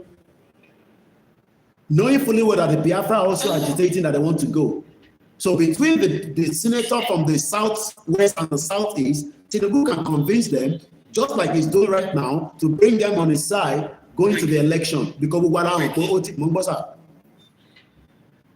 Ọ̀tọ̀rọ̀ kan mo fẹ́ sọ fún ẹ Tinubu kọ́ ló ń control Nigeria, Kabas ń control Nigeria. Ọjọ́ tó bá ṣe ẹsẹ̀ pé wọ́n máa yanjú ẹ̀ kó ń bẹ̀ ni ṣètì màmá bọ́ sí. It's back of them now. Ẹ máa ń tẹnu mọ́ kínní pé Tinubu kọ́ ló wà in control. Àwọn kan máa sọ pé Tinubu ló wà in control. Èmi dẹ̀ náà ti ń sọ ti pẹ́ ilé ọ̀dọ́ wa ń tẹ sísá ìlú sùn. Àwọn Kabas náà ń sọ nǹkan tó máa ṣe fún kò tó bẹ́ẹ̀. Ṣé bọ́mọ Yorùbá ni wọ́n dẹ̀gẹ̀lé lórí ọmọ Oòduà ni àwọn Kabas ló ń sọ nǹkan tó máa ṣe òun náà débẹ̀ tán lórí kókù lọ́wọ́ they will tell him what and what to do. Wo kíní kan tí Obama sọ ó lóun kọ́ lóun control America. Yes, I saw that as well. Ó ní ìmú yàrá kan wà tóun ò gbọ́dọ̀ wọ̀. It's not the president that controls the nation. Àwọn Kabas kan wà tó jẹ́ pé wọ́n máa jókòó náà máa sọ pé báyìí la fẹ́ báyìí la fẹ́ báyìí la fẹ́. Ẹ rò pé Tinubu tó lọ síbẹ̀ òun náà ní intention gidi. Why did they jail Awólọ́wọ̀? Bàbá Awólọ́wọ̀ nígbà tó fẹ́ tó di pé wọ́n kọjí kunkun sí gbogbo ẹ̀ náà parọ́ mọ́ wọn. Gọ́ọ̀rùn ní another thing so fa lọ sẹ́wọ̀n kó tó di pé kò wà ní kó tó yọ bàbá yẹn. If you don't listen to them, they will get you down. So ṣé ní nǹkan tó ṣẹlẹ̀ nísìnyí tá a bá mọ nǹkan tá a fẹ́ ṣe é sí the next tí Tinubu bá kó mbẹ́ kó lo 4 years ẹ̀ náà Yorùbá máa sá koloba. In that case, we might pay with our blood. Bọ̀bẹ́ ṣe ń sọ ó dára bọ̀tẹ́ jẹ́ ká mú àwọn gómìnà wa mọ́ra. I intensify lórí àwọn gómìnà yẹn bẹ́ẹ̀ ṣe sọ I intensify. Ṣé gan ẹ̀kọ́ àtàrọ̀. Ìsàpò ìkẹ́lá bínú ọ̀pọ̀ lẹ́ẹ̀kan ẹni ọ̀sọ̀pọ̀sọ̀ ní 41 billion. Tó sọ nìyẹn tí mo gbọ́ nìyẹn mo gbọ́ pé wọ́n ní àti 41 billion. Ẹni sùúrù sà 41 billion with no good road. Wọ́n tọ́jú owó yẹn pa bí wọ́n kò bọ̀ ní south west ní tèmi gbàdúrà nìyẹn. Ó ti yé mi oṣù àlàsà. Mr. Saga 07 ẹ ti darapọ̀ mọ́ wa lórí ìkànnì wa mọ ọmọ bíi tẹ́gbọ́dé. Mo ní sùúrù kí àwọn tí ó wà wájú mi sọ̀rọ̀. Ẹ gbọ́ sókè. Submission tèmi ni pé tó bá máa work Tinubu gbọ́dọ̀ start out with regionalism that each region should be in control of what they do. And tó bá máa hand over power, kò ní hand over fún non-Muslim South. Àwọn ará Benue yẹn tọ́jà Christian in North ló máa hand over fún tí kò bá dé. Báwo ni ẹ ṣe máa ṣẹlẹ̀? Ṣé o ló máa decide tí party kan tó máa gbé jáde ni tó máa fi ní máa hand over power fún ọkàn ní ọ̀lẹ́ ṣẹlẹ̀ o?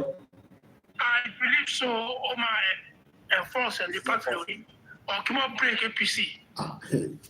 I believe we should all prepare for a crisis, ahead. a big one. Manifesto. I don't think I don't know how that is going to happen.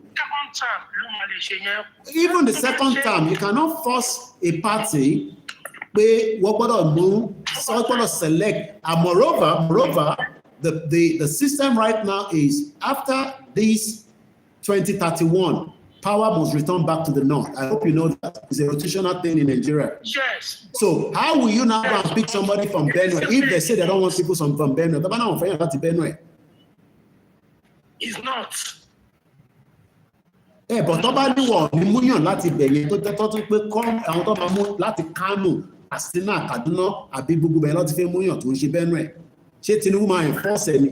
It's left to Tinubu to decide because ó yẹ kó mọ̀ pé tán máa múyàn from north. Kílẹ̀ ń sọ yìí náà, wọ́n máa sọ yìí náà. Yíyan lè work bẹ́ẹ̀ yẹn. Tinubu máa sọ pé ó gbọ́dọ̀ force ẹni tó wà láti Benue. Ìpàtì ló máa decide yẹn. Wọ́n sọ̀nà lọ́dọ̀ Tinubu náà ni wọ́n sọ̀nà lọ́dọ̀ Tinubu náà. He can enforce himself over the party. I believe he cannot. I just hope that a lot of us know that Tinubu is going to put us in a lot of mess. Because if they're going to sọ this thing, only Benue is not enough. So our Lomu Christian at Wamulati Benue. We've just done Muslim tickets now. But I want to decide here come money by the force here. Whether you have done with it or not, Tinubu no accept today with Muslim ticket. If he's still talking about Nigeria, we don't want Nigeria anymore. Let us look forward to any other thing. I should follow Nigeria. We are not talking about Nigeria now. Nigeria we want to go.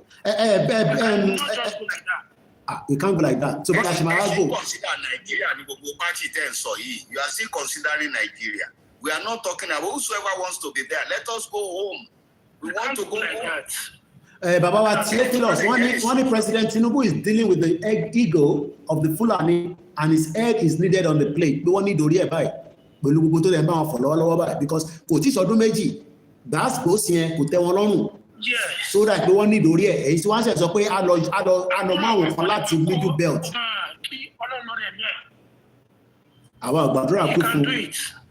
But it seems that it's pushing every one of us to danger, and I hope we know what we are doing, because it's like I said, Tinubu now is the. Sure, you know, I agree with that.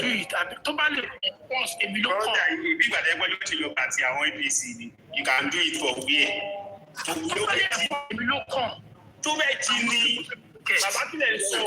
Mo ń gbọ́ doctor.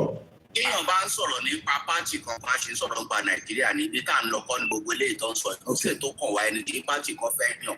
Àwa ń sọ̀rọ̀ nípa orílẹ̀-èdè tiwa ní gbogbo eléyìí tá à ń sọ̀rọ̀ pàtì yẹn ní òfìsì. Doctor, ṣé doctor ẹ jẹ́ trust bẹ́ẹ̀ mi ò gbé wọn ní jẹ wá níyà. Doctor ẹ jẹ́ béèrè kan sà. Ṣé àwọn bá wa ò lè àwọn bá wa tí àwọn bá gbòógì ńláńlá yẹn kọ́ come together kọ́ dẹ̀ sọ pé àwa la nílẹ̀ yìí kọ́ dẹ̀ dictate pé lórí ilẹ̀ yìí ó ilẹ̀ Yorùbá ní àti Nàìjíríà ní. Ẹ fọ̀rọ̀ constitution sílẹ̀ a ní kọ́ lu agbára pé a ní ẹ fi constitution wo ṣé constitution là ń lò yẹn ni a ní à ń sọ̀rọ̀ láàrin ara wa báyìí nísìnyí àwọn Igbo ògbọ́n tá à ń sọ nísìnyí. Ẹni sùúrù bẹ́ẹ̀ wo ẹni kí bàbá ìkọ́ni sùúrù constitution wo ni tó lọ sí north kó lọ fa ẹlẹ́dẹ̀ẹ́. À ń sọ̀rọ̀ kí ni sọ̀rọ̀ constitution ẹ fi constitution sílẹ̀. A ní láàrin ara wa bá ṣe gbọ́ra wa yé báyìí nísìnyí Èkìtì gbọ́ tí mò ń sọ Oǹdó gbọ́ tí mò ń sọ ó ní àwọn ọ̀pá wa sẹ́ ọkọ̀ jáde ní àná àbíjẹta àbí lọ́ọ̀la àtúnwá. Kóìkì gómìnà ló ń bọ̀ ní ọba. Àná àfọwọ́ àṣọ fún gómìnà pé tọ́tọ́ sọ àná àwọn bá sọ̀rọ̀ tọ́ba bá sọ̀rọ̀ táwọn onítẹ̀lé wọn ni. Ṣé tọ́ba bá sọ̀rọ̀ àṣẹ wo ni gómìnà máa ní? Ṣé àwọn ọba yín ṣé wọ́n láyà ẹ̀? Ẹ tó bí dókítà tó gbà báyìí o. Dókítà ibo lẹ́yìn tún gbà jáde báyìí. Mo ṣáà fẹ́ mú yín báyìí, fẹ́ mú mi báyìí. Ọba tó lọ ń kí gómìnà lọ́fíìsì ṣóun ló fẹ́ sọ wípé báyìí la fẹ́ ṣe tán nígbàdé orí ẹ̀. Then àwọn ọba yẹn náà àwọn kan sì máa jáde láàrin wọn pé àwọn ò support ẹ̀. Olúwo ní passport à Canada ẹ má Olúwo Canadian citizen ní ẹ má sọ Olúwo ẹ jẹ́ ká sọ bá mi ẹjọ́. Ẹ má sọ̀rọ̀ Olúwo ọba Canadian citizen ó ṣẹlẹ̀ ní passport ẹ ní. Tí o ti rí fídíò ẹ̀ tó wọ track. Òun náà ni mò ń sọ ó wà lórí TikTok mi ọba tó ṣẹlẹ̀ ní passport. Táwọn ọba tó fẹ́ lọ bá gómìnà nìyẹn. Èmi rò pé àwọn ọba ló ní ilẹ̀ yẹn ni. Wọ́n ní ọba ó jẹ ọba lórí gbogbo tó ń bẹ lórí ilẹ̀. Ká dẹ̀ fi gómìnà sílẹ̀ ká declare káwọn aráàlú dẹ̀ tẹ̀lé wọn. Mo kí ẹ tí jẹ bàbá. Nígbà tí dókítà ṣé a máa ń bẹ̀rù kankan ṣé à ń bẹ̀rù pé kí kinní kó má di ìjà kó má mú tàjẹ̀ sílẹ̀ wá ìyàwó mi ló ń pè ní kí ló tún fẹ́ báyìí ṣé kò ṣe fún owó mò ń bẹ̀ dókítà ẹ̀jẹ̀ má bínú mo ì tí parí program mo ṣe wà lórí program sweetheart kí ló ṣẹlẹ̀.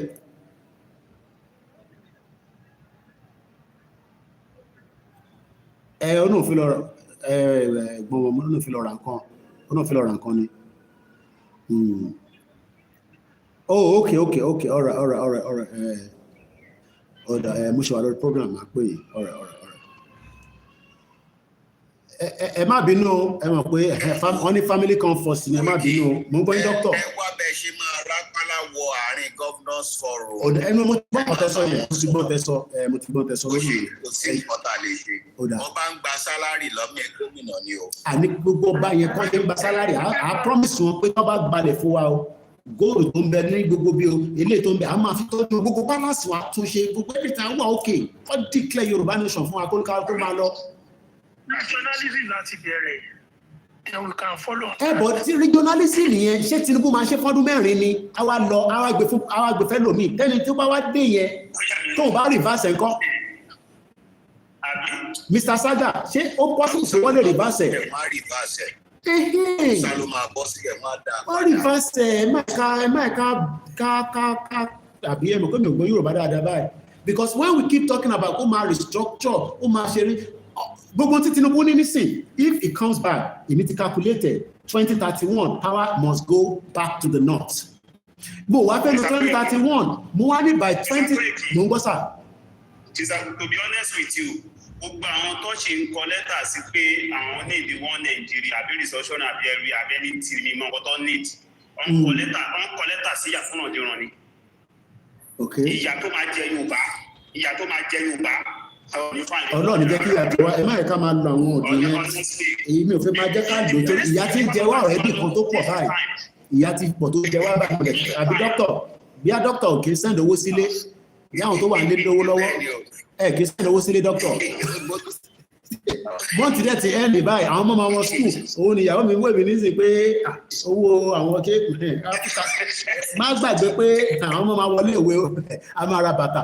On a serious note, doctor, the farming sector has been in danger even as Tinubu was in power. Ṣé Tinubu ní ká tún dèmó ni àbáwọn gọ́vnà kí ló dé tí àwọn àgbẹ̀ wa ò lè lọ sóko tí ẹ̀rù ń bá wọn. Àwọn gọ́vnà wa ni a ti ní ẹ̀jì kan adẹ̀ní wẹ́pọ̀n kan Àmọ̀tẹ́kùn ni. Can make use of it. Olóyè Sunday Igboho nígbà tí wọ́n dúró lórí pé wọn ò ní jẹ wá níyàgbé ṣáwọn gómìnà ò sí bẹ́ẹ̀ láti sọ pé kí ló ṣe fún yín kí wọ́n jọ panupọ̀ sọ̀rọ̀ pé a máa lo gbàgbà fún mẹ̀kúnnù ni. Ẹ bá wa pàtẹ́wọ́ fún dókítà.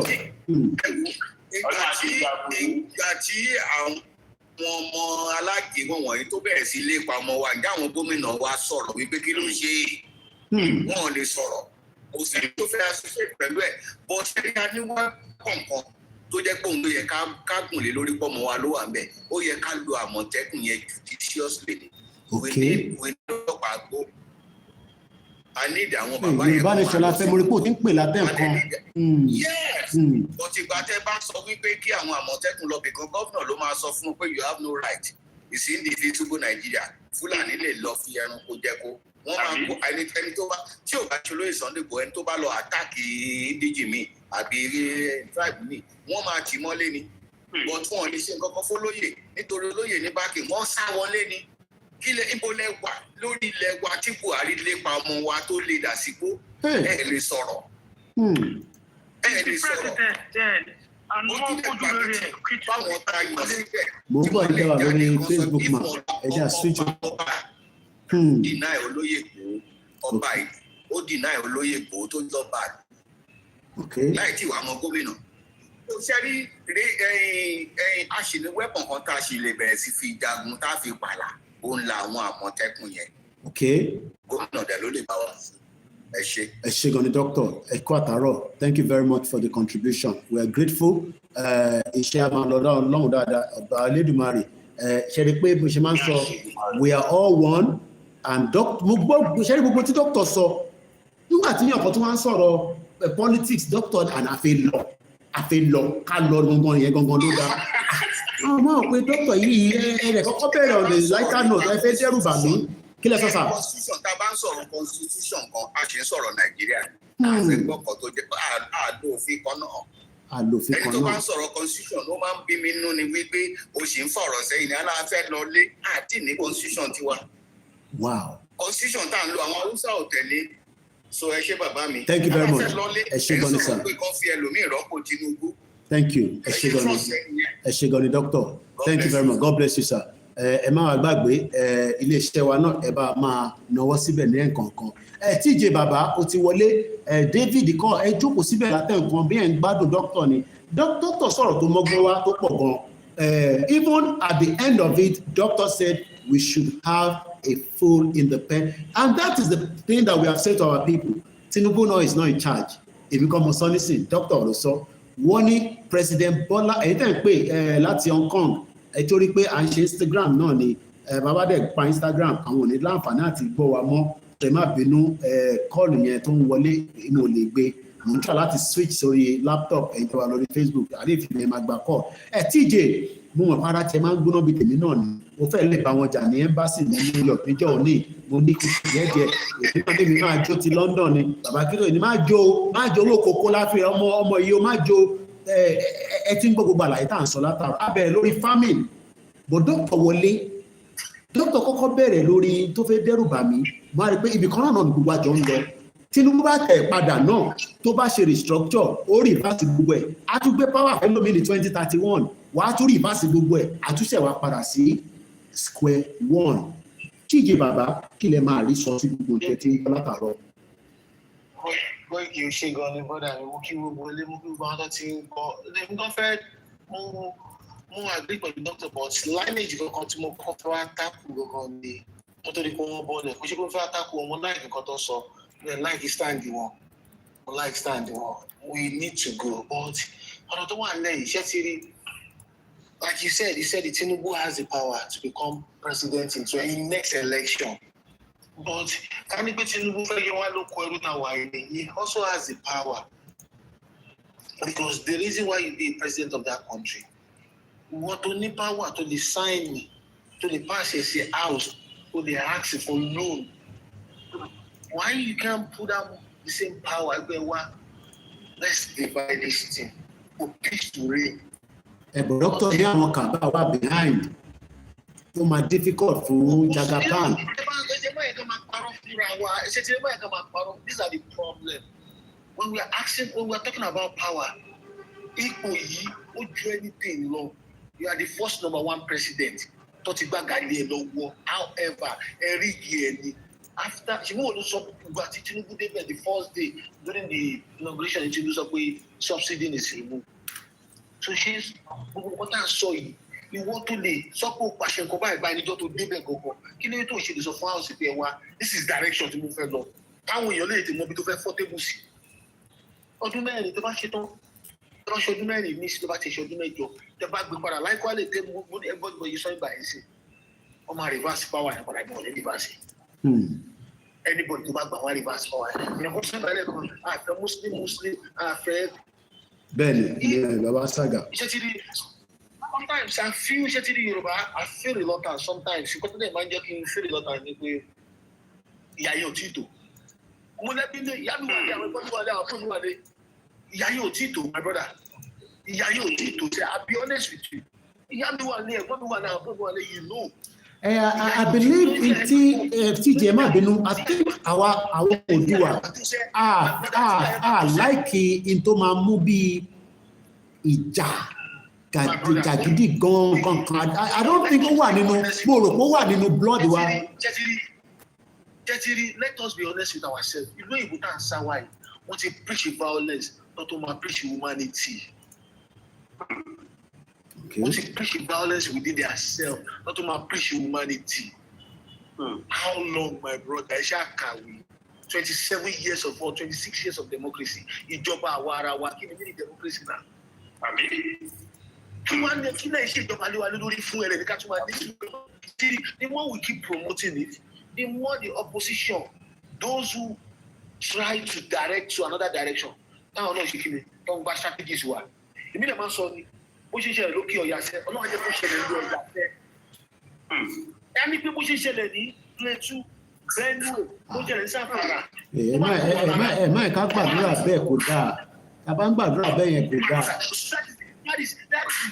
That is why you find it so difficult. Àgbàdo owó Nàìjíríà, mo ń ṣẹlẹ̀ lókè ọ̀hún yẹn ní ká má gbàdúrà ìṣòro tiwa. Adéná woman being. Okay. Adéná woman being. So ẹ jẹ́ ká ṣe kí ni? Ẹ bá fẹ́ ká ṣe kí ni ká jẹ́ ká kí ni? Ọba wa orí kílẹ̀ ìjọba ní lórí ìrànlọ́. Ọní òfìfẹ́ ọba ìgbésẹ̀ jẹ Ọ̀yọ́ ọba Rashidi àbíkẹ́lọ́gbọ̀ ọba wọ́n ẹ̀fẹ́ ló pàwọ́ ìkẹfẹ́ lọ́dún ìṣòro tó wà lẹ́yìn. Ọba milk Mr. Wadex. Tinubu is 80. My brother, ṣé àkókò ni ẹ nígbà Tinubu jẹ gómìnà Lagos State 1999? Àdúgbò mi lára ẹgbẹ́ sọlá ti jáde náà. Ilé ìdájọ́ ẹgbẹ́ sọlá kọ́ síbẹ̀ wà ń bẹ̀ náà. Ẹ̀dẹ̀ fún ọ̀la lẹ̀ fún ẹ̀dẹ̀ níta máa bọ́ pa lójú. Ṣé ti rí ìyá yín ò tí tó? Tó bá tó, oníkóńdó máa gbé kóńdó, oníkùnmọ̀ máa gbé kùnmọ̀. Ṣé ti rí ẹ̀kọ́ tí ní ọ̀dà mi ọ̀rọ̀ tẹ́ ń sọ ìyá ti tó àwọn èèyàn tí ò gbọ́n ló ń lò. Ẹ wo bí kò sẹ́ni tí ò mọ̀. Tó ti yẹ yín, àwọn sọ pé ìyá ti tó, ẹ mọ nǹkan tó ń pè ní ìyá ti tó ni. Ìlú òyìnbó tẹ̀lé wà lẹ́nu, they have already preached violence before humanity. Okay. And the base of humanity wọn mọ̀ yá ẹ̀ tó bá ti ṣe nǹkan tó tọ́ sí ìlú tó ti follow rules and regulations wàá gba ìtọ́ ọmọlúwàbí. Kí ló wá dé tí ilé wa ṣe wá dógún? This set of people have been in power for years, for donkey years. We are not asking too much now. Fẹ́lá fought for liberation tẹ́lẹ̀ àti ìṣẹ̀ ìparọ́ lórí kìíní. Fẹ́lá jẹ́ ìyàdẹ̀yàdẹ̀ Fẹ́lá tó fi kú lórí ọ̀rọ̀ Nàìjíríà yìí ọ̀nà. Àwọn tó kó láti ìgbà yẹn jẹ́ Adémọ́sí alive. We don't want to challenge our oppressor. Àwọn afọwọ́pá lójú. They are our oppressor. But anytime the man ti fọwọ́ pa wọn lójú, tábà tẹ́lẹ̀ láti challenge wọn, they keep doing the same thing. Rẹ́mọ, ìwọ́n náà máa rí fídíò yẹn. Wọ́n ní general hospital kan ní Rẹ́mọ. Obìnrin kan péré ló ṣiṣẹ́ ń bẹ̀. Àníyá kan wúmà kan ọmọ olùzọ ọmọ l'Abuja fídíò yẹn trend lọ́wọ́lọ́wọ́ báyìí. Ẹni sùúrù kí lè máa sọ. Gbogbo ẹ̀dá wa lórí YouTube a máa switch ní sè. So please bear with us, a máa switch. So a lè gbà kọ́ wọlé. We are not asking too much. Okay. We are not asking too much. Tábà challenge àwọn ẹni ibi tó wà lórí àga. We are not going anywhere. Okay. We are not going anywhere. We are not going anywhere. Tábà challenge àwọn people yìí because we will fail to challenge. Okay, ẹ̀yàn kan sọ̀rọ̀ kan lẹ́kọ̀ọ́ bẹ̀rẹ̀ 2020 àwọn ọmọ tó pa ní 2020 yẹn Tinubu ò ti jẹ governor kò ti jẹ president o. But he was one of the biggest politicians in Yoruba land. Western way people saw me happy. Lórí Facebook, I face switch. I'm a switch. Ashedumar, thank you very much, TJ. The more we add action to our beat, that's when we'll be able to get out of this. Otherwise, to loud and clear. I don't want anybody apology. My mom is at home, my brother is at home, my sister is at home. Period. Thank you very much. That is TJ giving us his full opinion. Ẹ jẹ́ ká lọ sọ́dọ̀ bàbá wa Àjàní Taofik. Àkàrọ̀ tí ẹ ti ń bá wa bá ètò yẹn lọ, ẹ dá wa lórí YouTube, a máa switch gbogbo yín, so ẹ lọ join the new broadcast tó ti jáde. Mo kẹ́yìn tẹ́ wà lórí Twitter space because I think back call and if you make sure everybody interact. So even if we're going to spend another 1 hour, so I'm disconnected. Ẹ̀yin tẹ́ wà lórí fóònù ẹ lọ sórí àti wà live lórí other platform. Ẹgbọ́n sókè bàbá wa Àjàní, ẹgbọ́n sókè sà. Wọ́n gbọ́ yín.